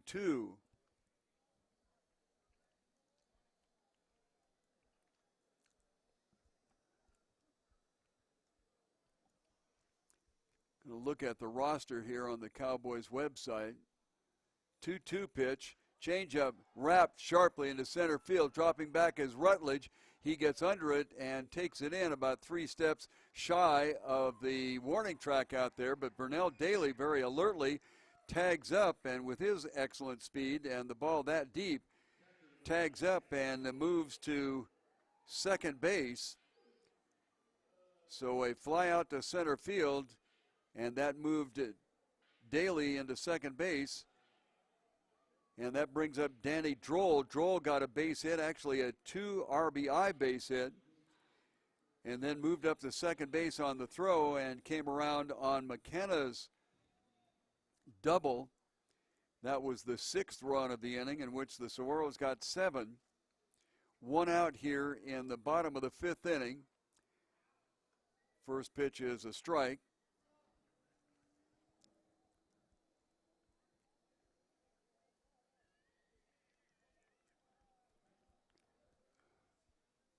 Look at second base, comes to the plate, changeup fouled off to the right side. And Danny finds himself behind 0-2. Well, looking at the pitcher lineup on the website for Alpine, I do not see a 16 there anywhere.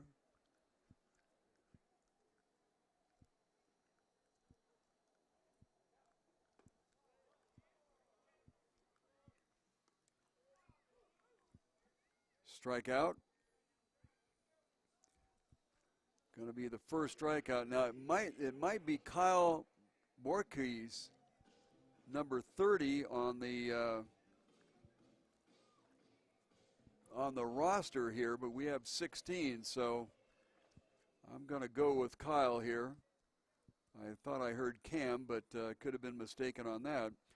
Okay, with a couple of outs, the pitcher is up and he hits it down the right field line, but right on the foul line, Ariel Adot gets over there and gathers it in. First pitch swinging was Borkowski, and that'll be the 3rd out of the inning with nobody across for the Saguaros. So after 5 full innings of play, it is Tucson 7 and Alpine 2. No hits in the inning, so overall the Saguaros have gotten 8 hits recorded.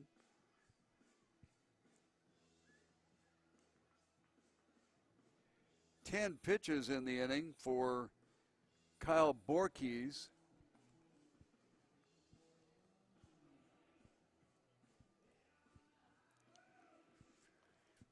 And we go to the top of the 6th inning. Borkowski out for his 6th inning of work, 92 pitches so far. And it looks like we may have a pitching change here. Although number 19 is coming out. And we'll go at it again. Okay. Giving up 2 runs, gave him up in the 1st inning. 6 strikeouts, a walk in 6 innings of pitching, as Borkowski has a nice head start here on recording his 9th win of the season against no losses. Steven was the all-star starting pitcher and didn't fare very well there. He gave up a 2-run home run in the first inning of his 1 inning of work.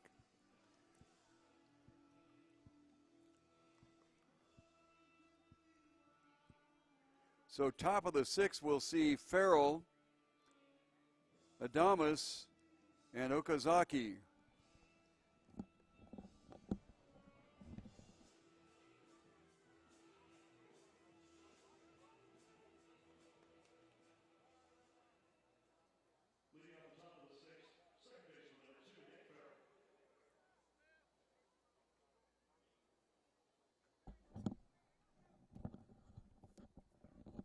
Farrell stepping in there, 1 for 2 on the night. Got a base hit in the first inning and flew out to right field in the second. Belts one, line drive foul down the right side. Was not fooled on that one, but it's a long, loud foul.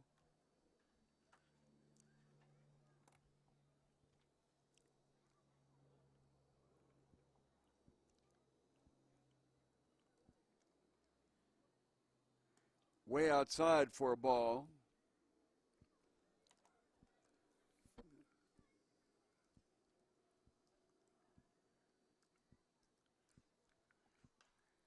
This one swung off and fouled down the left side. 1 ball, 2 strikes.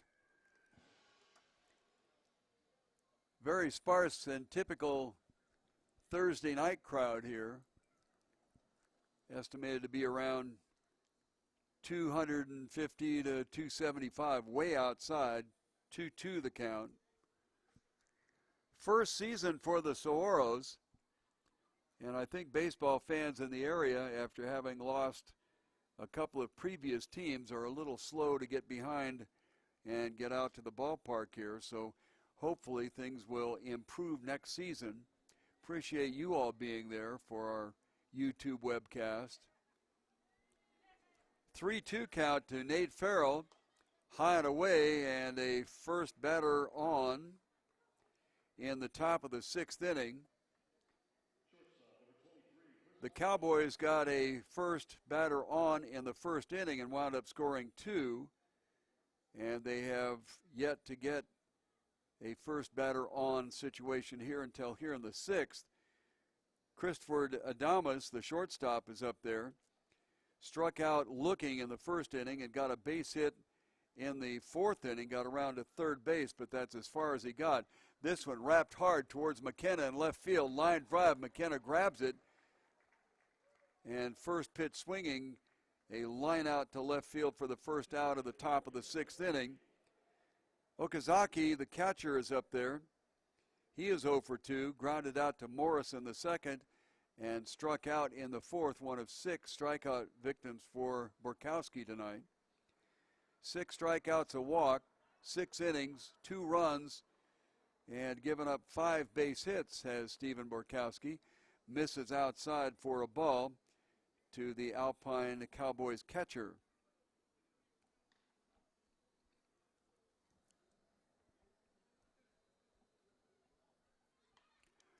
Swung on and fouled off to the right side, 1-1.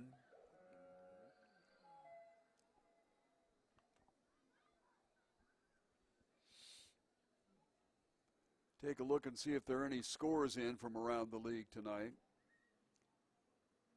Very sparse schedule, as I recall. Only 3 games. This one hit into right field, soft base hit. Picking it up as Heck and guns it into the infield. So Farrell doesn't get any farther than second base. But a 6th base hit given up by Borkowski tonight.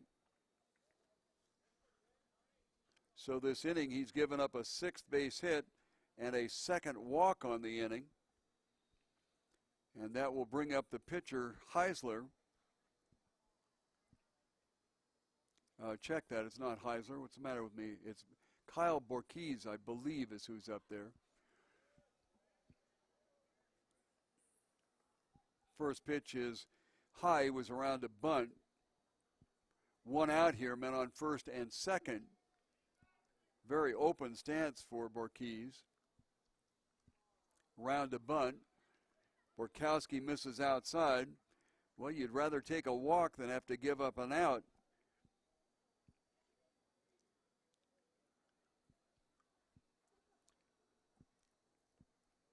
2-0 pitch. Runners on first and second and out here in the top of the sixth inning. Outside corner for a called strike.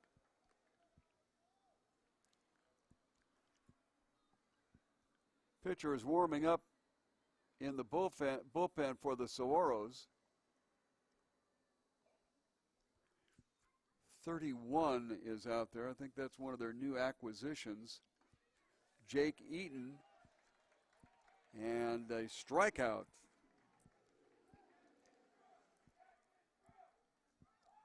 Okay, so a couple of outs now, and that will go to the top of the order. Reagan Rutledge. Jake Eaton from LaPorte, Indiana, was with the Gary Railcats. Pitched a couple of innings for them before he was traded over here to Tucson.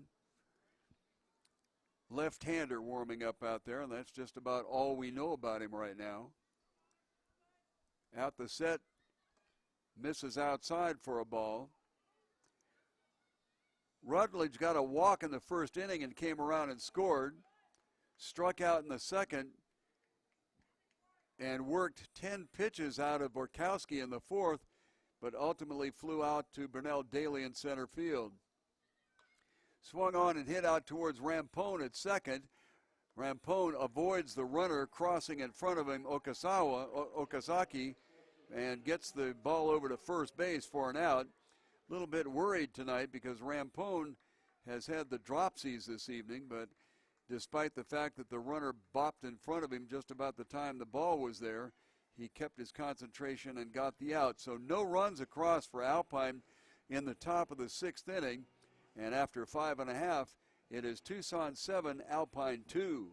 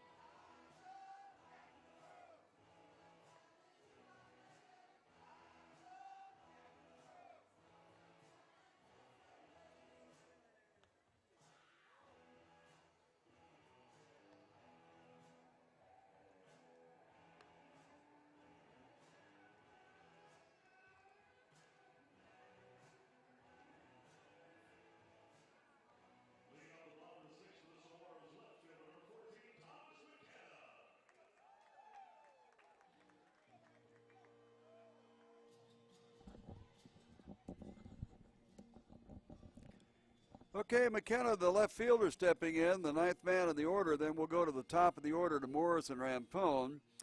McKenna got an RBI double in that 7-run fourth inning. First pitch to him is a called strike on the inside part of the plate. Out there for his second inning is Cal Borquez. Borquez got out of the inning after hitting the very first batter that he faced. Next pitch way outside on the slider, and it's 1-1.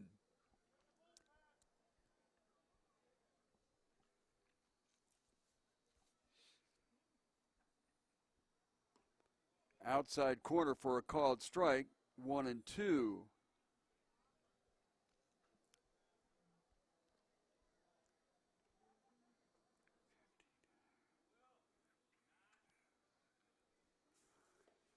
Down low, but they called it a strikeout. I don't think that McKenna agreed with it, but it is a called third strike. First out here of the bottom of the sixth inning. Michael Morris up there, base hit in the fourth inning. Then 2 wild pitches in a row got him around to third, and because of that, he was able to score on a sacrifice fly by Michael Rampone. Morris himself got a RBI single as part of that 7-run fourth inning here in the bottom of the sixth inning with 1 out, nobody on. Left-hander against left-hander. First pitch swinging is Morris, and it's a strike fouled off to the right side.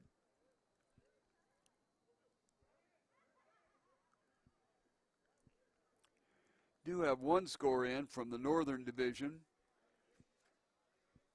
Next pitch, a strike. It's Garden City 15, Great Bend 6. Garden City trying to hang on to that first position. Next pitch is way outside. Garden City, Kansas, and Trinidad, Colorado, just across the New Mexico border there, are in a virtual tie. Hit to center field, drifting over to get it is Rutledge, and that'll be the second out of the inning. Michael Rampone coming up, sacrifice fly RBI in the fourth inning. Grounded out to Hendrickson at third in the third. Walked and was thrown out at second base on a fine throw by Okazaki to get the second out of the first inning and end whatever threat might have been going on at the time. Other games, Roswell is at Santa Fe and Trinidad at White Sands tonight. Don't have any reports there. Swung on and hit sky high. Drifting out is Adames, but coming in is the left fielder, Ferguson, and he gathers it in. Boy, that was a big league pop-up if you'd ever want to see one. So 3 up, 3 down in the bottom of the sixth inning for the Tucson Saguaros. After 6 full innings of play, it's Tucson 7 and Alpine 2. No hits in the inning, so the Saguaros still have 8 on the game.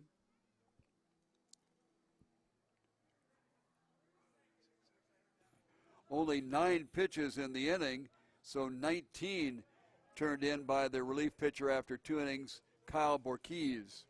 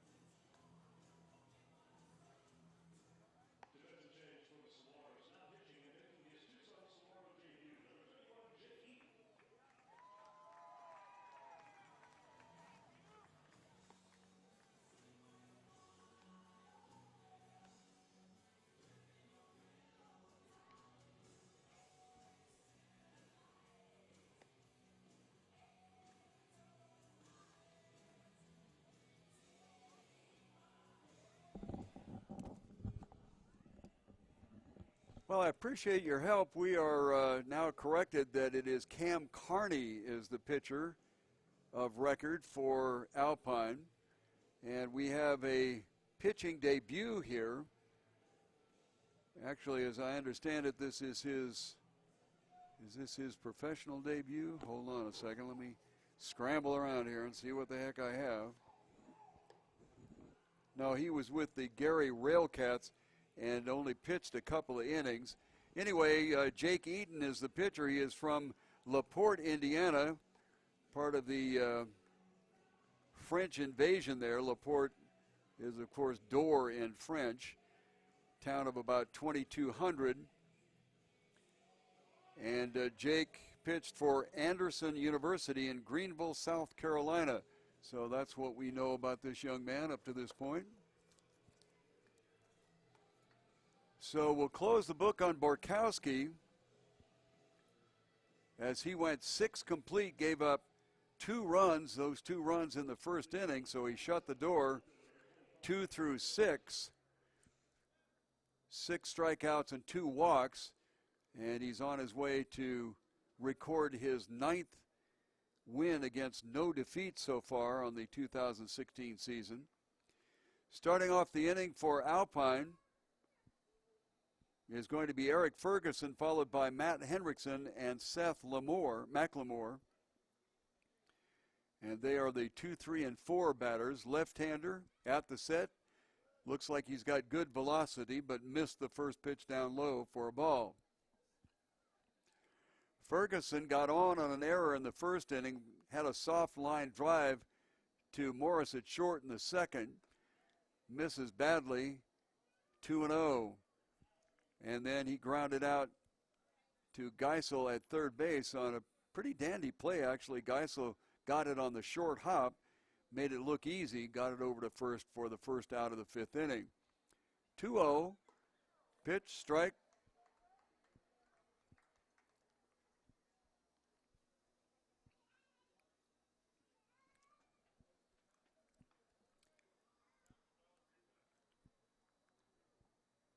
Two balls and a strike, left-hander, right-hander here. Swung on and hit to the screen. Even it up at 2-2.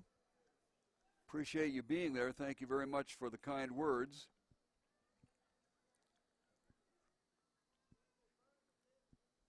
Geisel Morris on the left side. Rampone Reitz on the right side. Left, center, and right, McKenna, Daly, and Heck. Jake Eaton making his debut here in the Pecos League.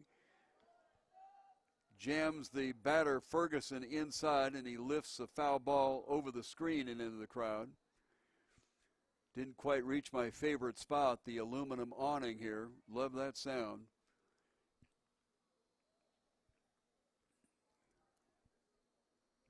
Two-two. Waved at what probably would have been ball 3 and a strikeout. So the first strikeout for Jake Eaton.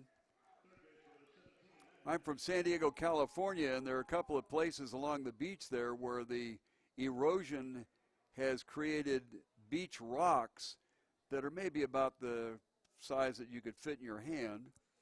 And at a certain time when the tide comes up on it and then rolls back on the first pitch swinging strike by Hendrickson, who over 3,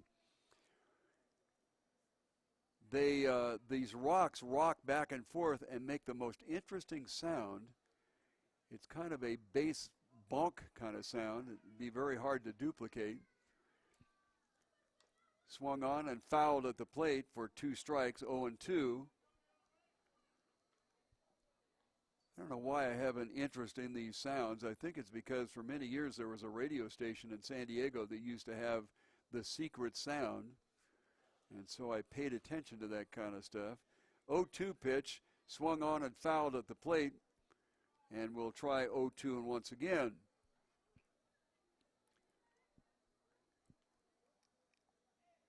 First batter strikeout for Eaton in the form of Eric Ferguson, the left fielder. Matt Hendrickson, the third baseman up there. He started the game batting .360, but 0 for 3 so far. A slider, outside slider, broke in towards the plate, and it was spoiled by Hendrickson, fouled off to the right side.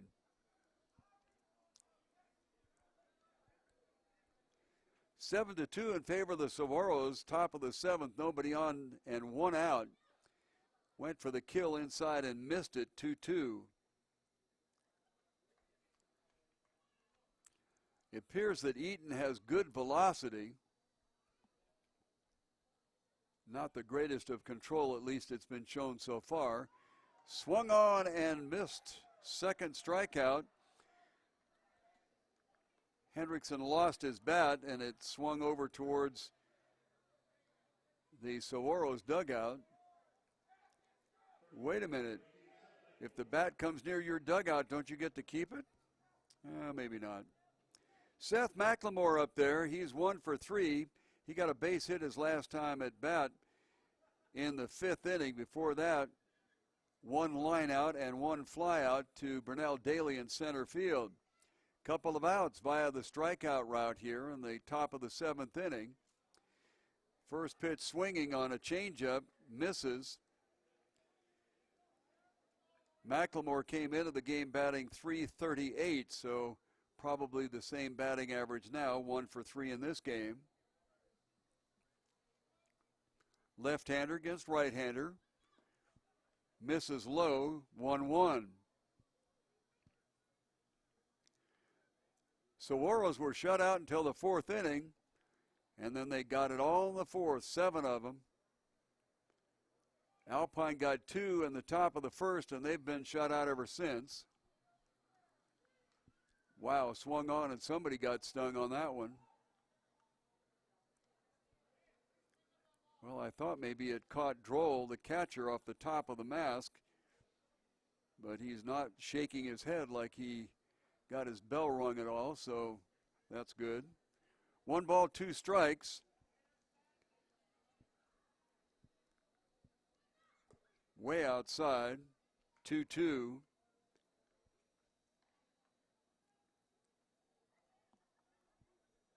The Cowboys had a scoring threat in their half of the 4th inning, but came away empty. They also had a chance with a runner in scoring position in the 6th inning. This one swung on and hit high to Burnell Daly in center field. Moves to his left about 5 or 6 steps and gathers it in. So McLemore and Mr. Daly are best friends here. Line out to Burnell, a fly out twice to Burnell, around a base hit to center field. So the two of them very well known to each other in this ball game at least. Nothing across in the top of the 7th inning, and after 6.5, it is Tucson 7 and Alpine 2.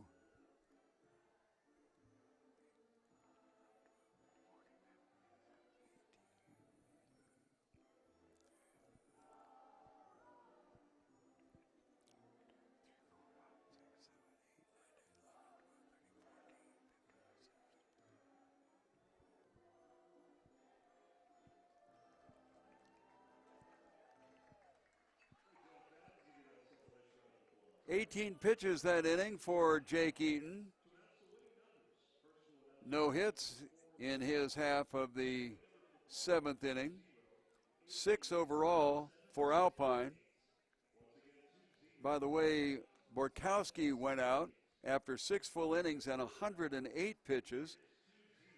Gave up 2 runs in the top of the 6th, in the top of the 1st inning. And that's all she wrote for Alpine so far. Stephen had 6 strikeouts and 2 walks. Jake Eaton came in here in the 7th inning and got 2 strikeouts and a fly out to be successful in his first inning of work. So to the bottom of the 7th inning, we'll see Retz, Heck, and Daly, 3, 4, and 5. And they will be facing the now corrected Cam Carney, number 16. This will be Carney's 3rd inning of work. Had 10 pitches the 1st inning and 9 the 2nd. And he has 2 strikeouts to his credit. Did hit a batter. Retz 2 for 2 tonight. And 2 stolen bases, and he pounds one off his left ankle. He's got a guard there, but apparently he hit on it just enough to sting a little bit, walks it off and gets back in. Retz came into the ball game batting .310, righty against righty here. Slider outside for a ball, 1-1. Ryan will be followed by Jimmy Heck, the right fielder, and then the center fielder Burnell Daly. This one fouled straight back. And in baseball parlance, that means that the hitter was right on the ball, just didn't get it high or low. When it comes straight back, you know his timing was right on. This one belted into left center field. It's going to drop. We'll see if Rutz decides to go to second, and he does. He's going to be nailed. No, the ball wasn't on line, and Rutz really forced the issue. If the ball had been there, he would have been a dead duck. But he gets around to second base and a double to lead things off here in the bottom of the seventh inning for the Saguaros, currently leading 7-2. Jimmy Heck, a couple of walks tonight. He entered the game batting .308. Jimmy, a fairly new acquisition by the Saguaros, really had a horrible time. He was like 0 for 10, but suddenly he caught fire and is now batting .308. Couple of walks today doesn't disturb that batting average. Pitch is outside. Nice job by Okazaki to slide over and keep that in front of him to keep it from going to the backstop and getting Retz over to third base. Boy, Ryan came out of that box. He was going for two all the way. If the throw had been on, it was a little bit offline. This one, a high hopper to third base. Hendrickson goes to first, and Retz goes to third base and slides in out.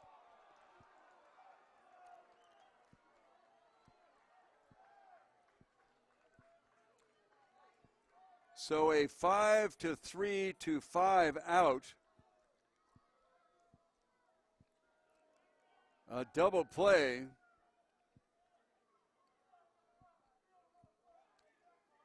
Some of the umpires in the stands not too happy with that, but I have to give credit to McLemore. It was right on the bag, and Gowdy is out having a discussion about it, pointing to the outfield. I don't know what that has to do with anything. But a good heads-up play. Hendrickson watched the guy back at second base, but Retz came off the bag, and as soon as the throw went to first base, he started hustling to third. McLemore came off of first base after recording the 5-3 out and put it right on the button at third base. And according to the umpire, Ryan Retz slid right into it for the double play. So with two outs, Burnell Daly will come up there. Last time up, he was hit by a pitch.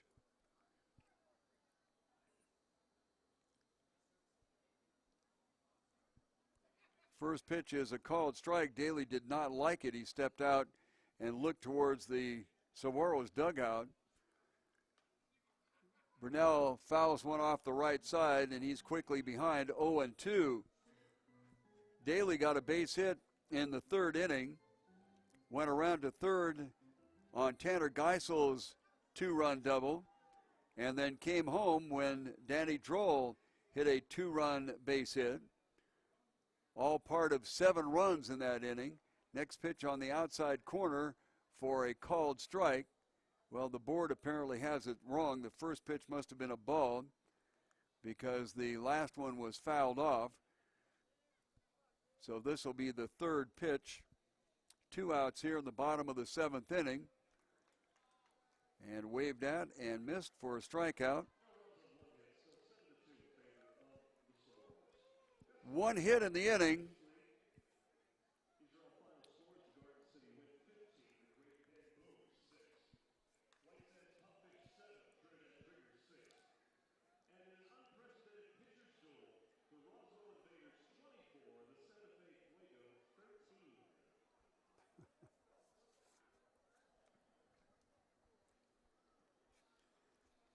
One base hit in the inning for 9 overall for the Saguaros.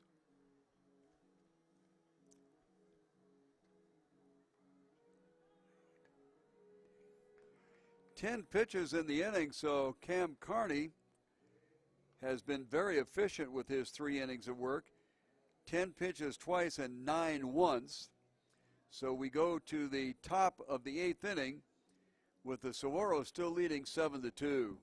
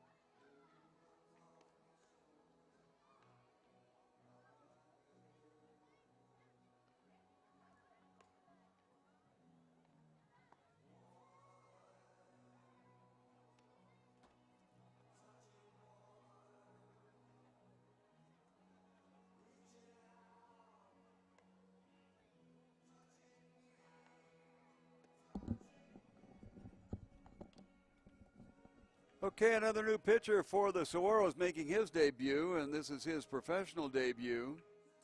Wesley Parrish. He went to Spring Hill College in Mobile, Alabama. He is from Fairhope, Alabama, not too far away. The town of about 15,000 is on the shoreline of Mobile Bay.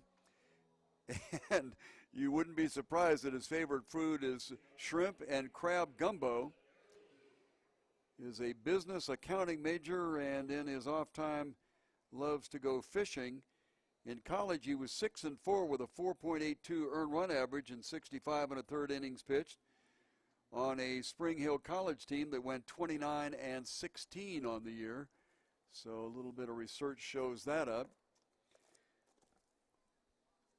First pitch is fouled off and pops over the screen at the top as Ariel Ada is up there to face the new Saguaros pitcher. He's 1 for 3, a couple of strikeouts, both at the hands of Stephen Burkowski, who got 6 on the night. Jake Eaton, in his 1 inning of work, got 2 strikeouts. This pitch soars high, and it's 1-1. So we'll see how Wesley Parrish out of Alabama does his first work here for the Tucson Saguaros in his professional debut. Misses high, 2-1.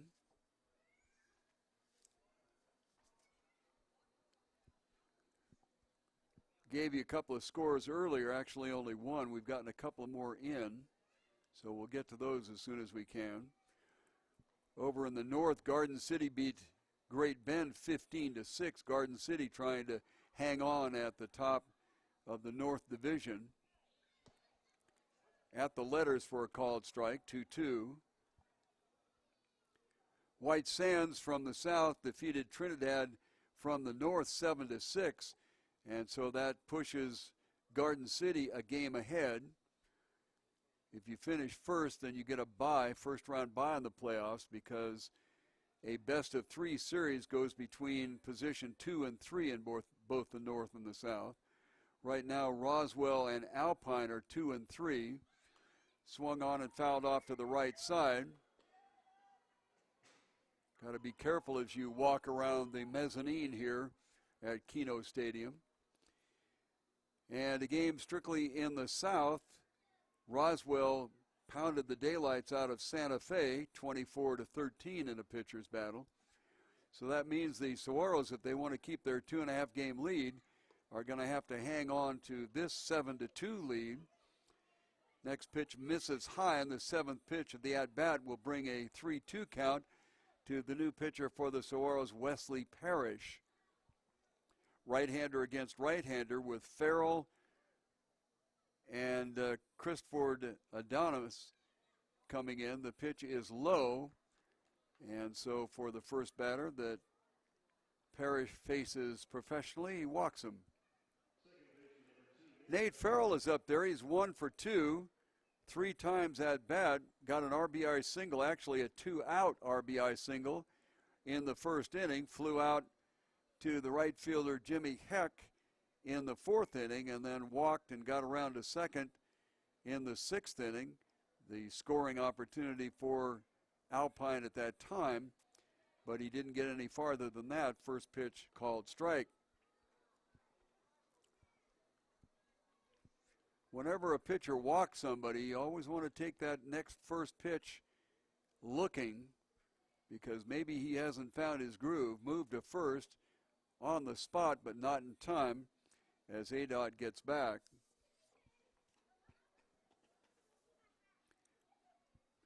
Ariel has stolen 10 out of 17.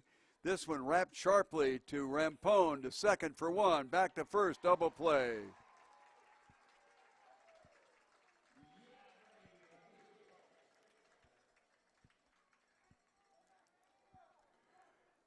So the pitcher's best friend, a double play, turned in on the combination of Michael Rampone to Michael Morris and Ryan Retz. And that brings up Adamas, shortstop, 1 for 3. Got a base hit in the 4th and got around to 3rd, but died there. Struck out looking in the 1st and lined out on a good play to Thomas McKenna in left field. That happened in the 6th inning. Big high sweeping curve doesn't come out of the stratosphere. And it's 1-0. Couple of outs here in the bottom of the, or top of the 8th inning. This one wrapped sharply. Geisel over to try to knock it down, but it gets through. So a base hit in the hole to left field and a 2-out runner. Okazaki is up. Yuta came in batting .338, 1 for 3. Got a base hit in the 6th inning his last time up, but was one of 6 strikeout victims by starter Steven Borkowski in the 4th inning and grounded out to Morris in the 2nd. Everybody pretty much straight away, although the infield is drawn in. First pitch swinging off to the right side for a strike. Okazaki has thrown out a couple of runners today. Does a nice job behind the plate and has a pretty good arm for a young man that is not that sturdy a build. Pitch up high, 1-1.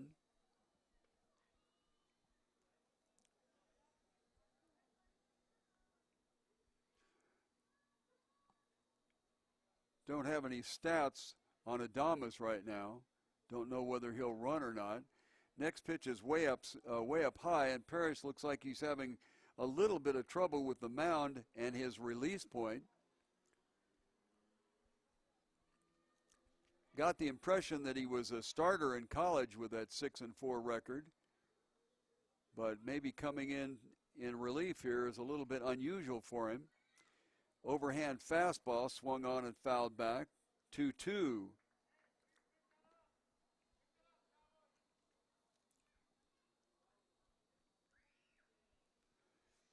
Top of the 8th inning, Saguaros leading 7-2.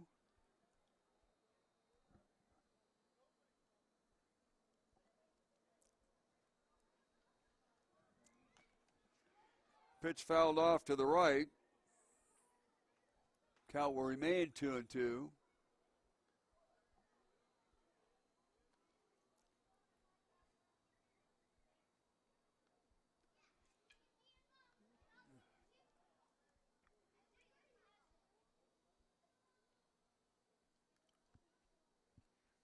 Appreciate the comments, but not a political forum here, thank you.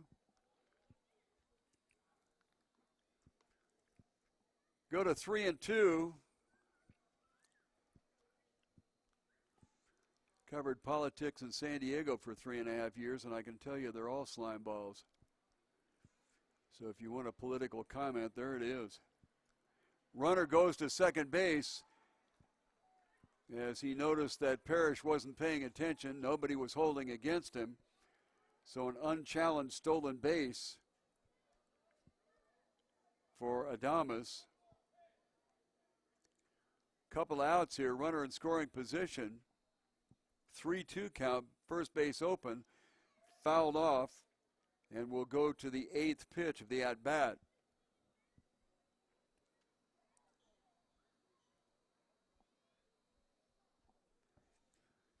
Stand corrected on the pronunciation, Utah.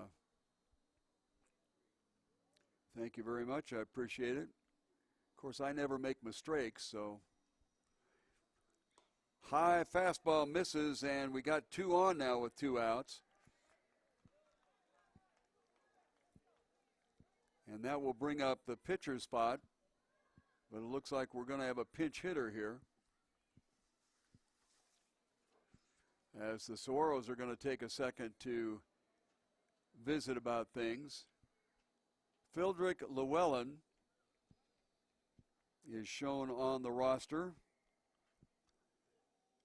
So Carney, after 3 pretty nice innings of work, will not come out to pitch the bottom of the 8th inning.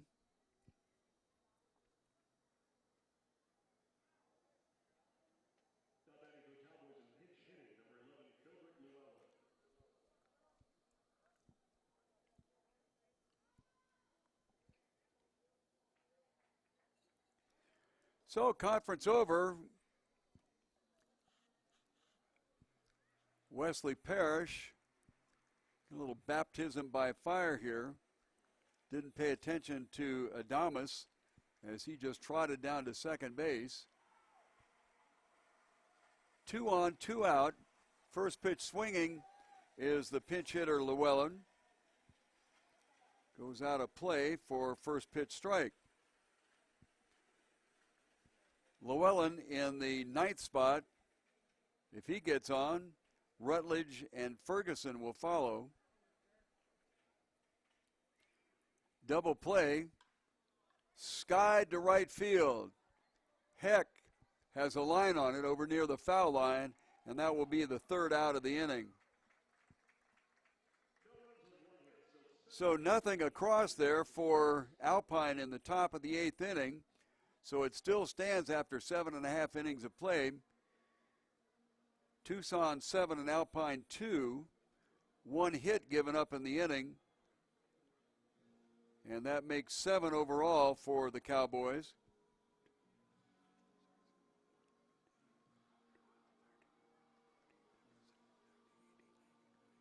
"21 pitches in the debut performance for Wesley Parrish. Gave up a couple of walks and a base hit.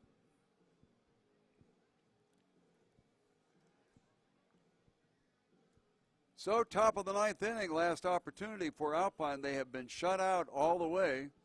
They got 2 in the top of the 2nd inning, and that has been it.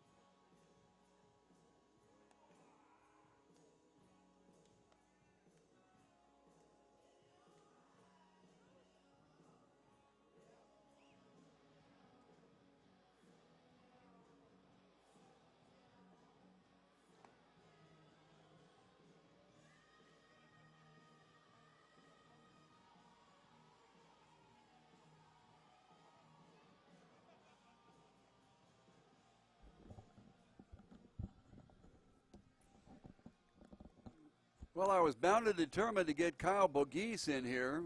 I gave credit to him instead of Cam Carney. Carney did come in and throw 3 fine innings.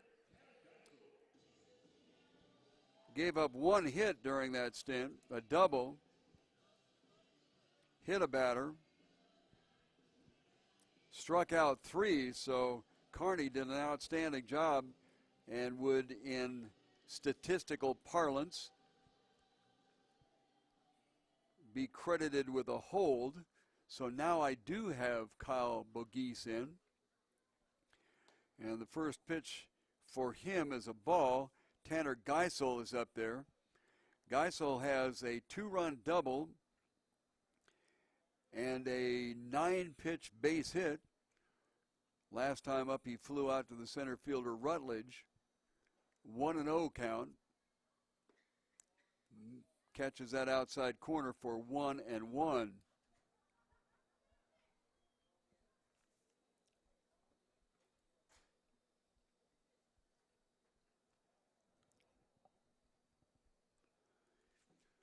1-1 pitch coming your way.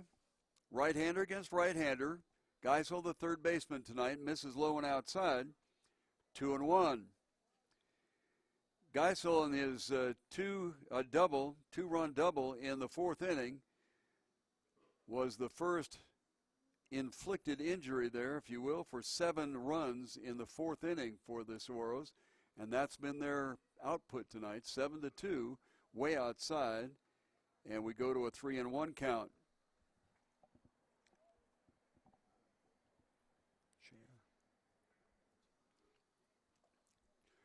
3 balls and a strike. Going to be seeing 6, 7, and 8 here in the lineup in the bottom of the 8th inning for Tucson. Off the end of the bat, 3-2.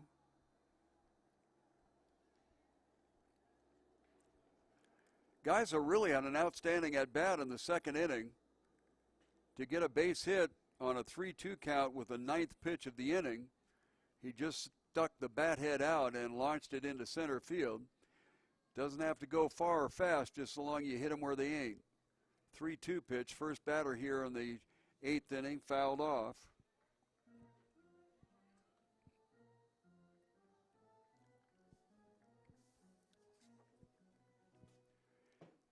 Tanner on the extra hit parade, 8 doubles, a triple, and 4 home runs.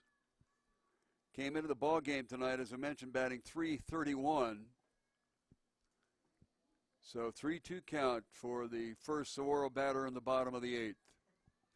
Outside, put him on.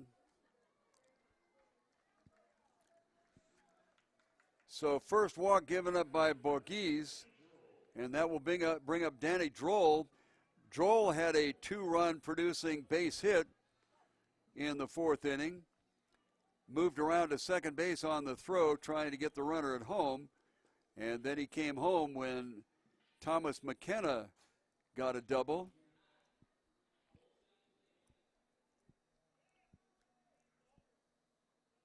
Around that, Danny hit into a double play in the second and struck out swinging in the 5th inning. Outside corner for a called strike.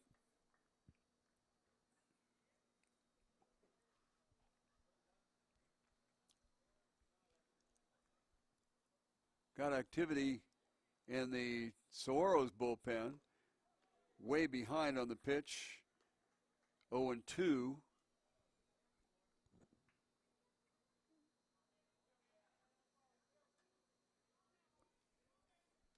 Another new player for the Saguaros is warming up out there.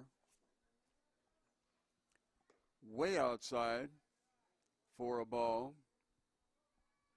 Matt Kelly from McDonald, Georgia, left-handed pitcher, 22 years old, among the youngest on the Saguaros team. Fouled off to the screen. Still 1-2, man on first base, nobody out here in the bottom of the 8th inning for the Saguaros. They lead it by a 7-2 count, and both teams getting everything they've gotten so far in 1 inning. Alpine got 2 in the top of the 1st, and the Saguaros got 7 in the bottom of the 4th.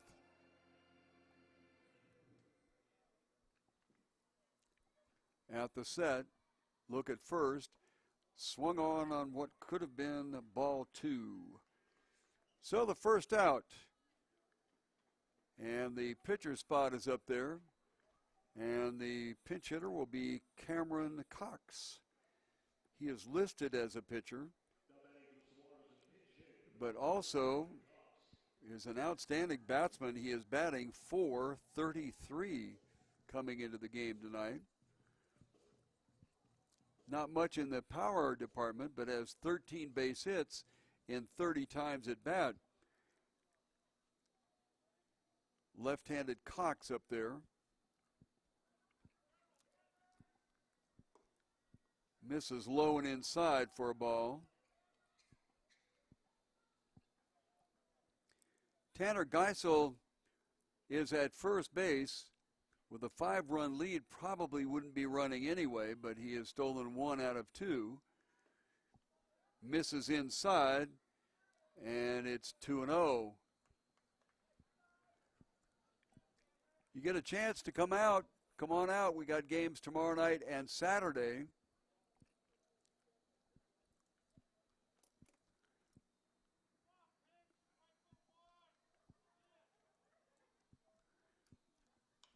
Hit, hole. Oh, nice job by McLemore. Gets to second base, and the ball is not in time back to first. That was an outstanding play by Seth McLemore at first base. Dove to his right and snagged that ball. I thought sure it was in the hole. So the out recorded from 3 to 6 for the second out of the inning, and give an outstanding star on the play to Seth McLemore.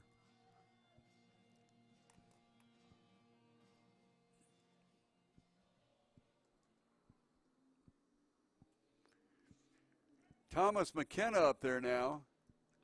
Outside corner called strike. McKenna got a RBI double in the fourth inning. In between, soft line drive out to Damas at shortstop and struck out looking his last time at bat. Runner goes. Pitch is swung on and fouled off. Oh, Thomas.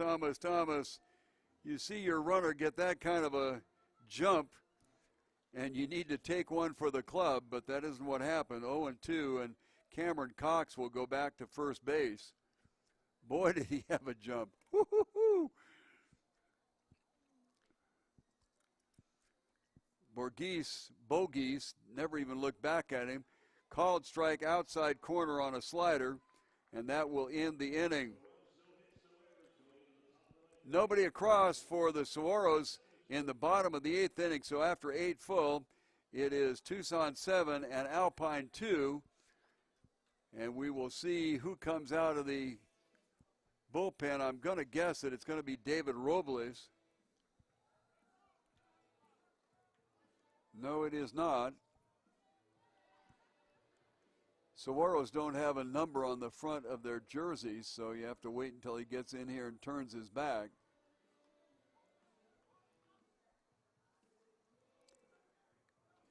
Robles had been the closer here ever since Daniel Hurtado got traded to a Japanese team.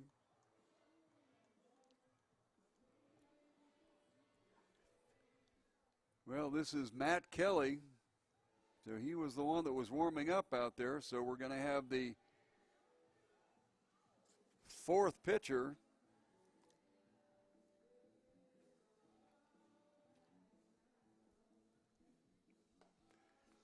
So Parrish went an inning. Gave up 1 hit and a couple of walks, but no runs. Eaton went an inning, struck out 2, only faced 3 batters. And now Matt Kelly will come in, left-hander. We'll look at the top of the order, Rutledge, Ferguson, and Hendrickson.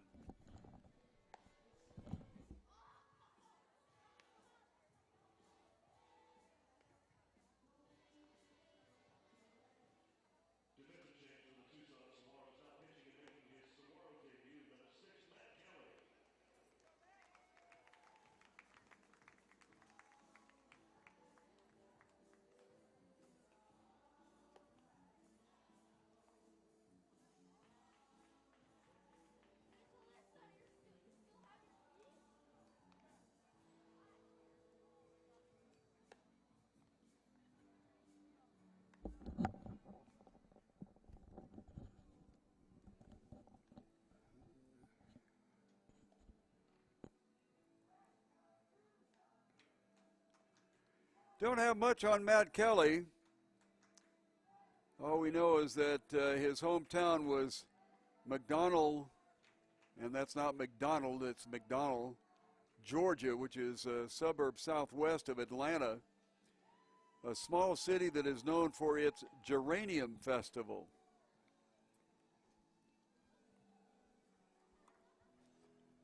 So we'll see how the Geranium Kid does here. I love these festivals that they have in small towns.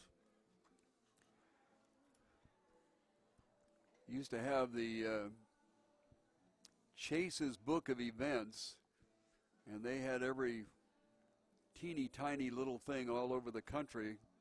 A lot of fun to make phone calls when you're on the radio and talk to whomever. Okay, to the top of the order, we're going to go to Reagan Rutledge, Eric Ferguson, and Matt Hendrickson. Rutledge 0 for 3 on the night, walked in the first inning and came around to score. First pitch strike to him,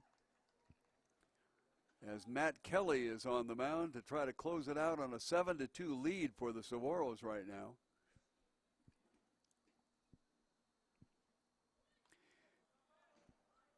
Second pitch swinging. Kind of an interesting windup for Kelly. If you notice, he taps a foot before he comes to the mound. Some pitching coaches, when they see that their pitchers are rushing the delivery too much, one of the techniques that they'll use is to have them tap a foot before they come to home plate. So I realize that our fixed camera position is not the most fantastic in the world, and we'd love to have more than one camera out here for you. But watch him very closely, and you can see that he kind of taps that foot before he comes to the plate. It's not as pronounced a tap as I've seen with some pitchers, but that basically is designed to slow the pitch down. See the double tap? High fastball swung on and a strikeout. So right away, Matt Kelly gets into the strikeout parade.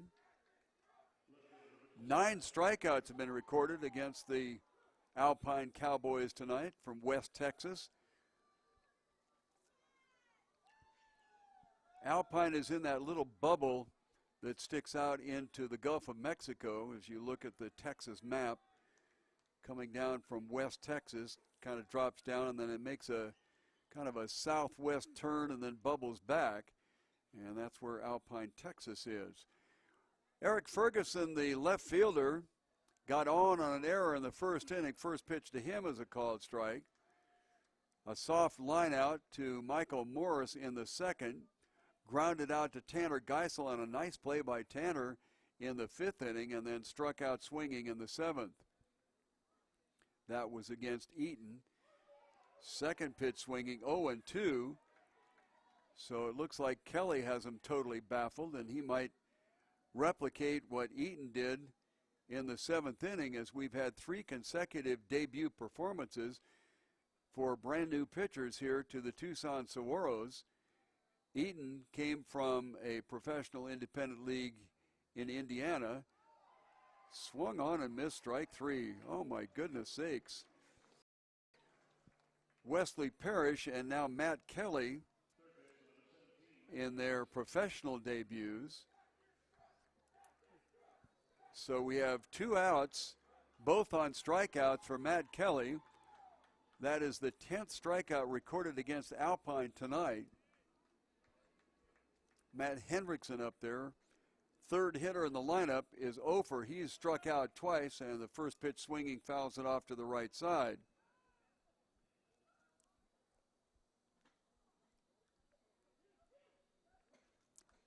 Nice to have royalty with us this evening. Swung around to the right side, Jimmy Heck. Straight away is Daly in center and McKenna in right. Pitch swung on and hit down to Geisel. Geisel with a long throw across the infield. Very tight and very good, and that ends the ball game.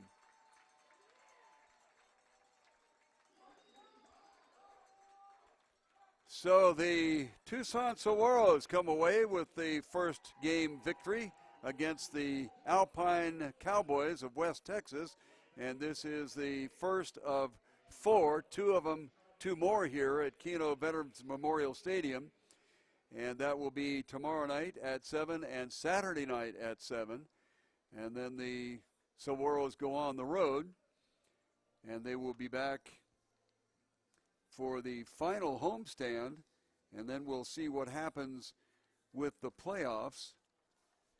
They will be here against Trinidad, I believe, in the final 3. But that is the way it sets up. Final line score for the Cowboys, 2 runs, 7 hits, and no errors. And just as I'm about to read it off the board, they shut the darn thing off for the, for the Saguaros. I guess they want to go home. For the Saguaros, 7 runs on 9 hits, and they win it 7-2.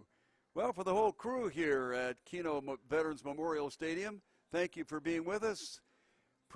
Look forward to seeing you tomorrow evening at 7 and on Saturday evening at 7. This is Alan Scott bidding you a good night.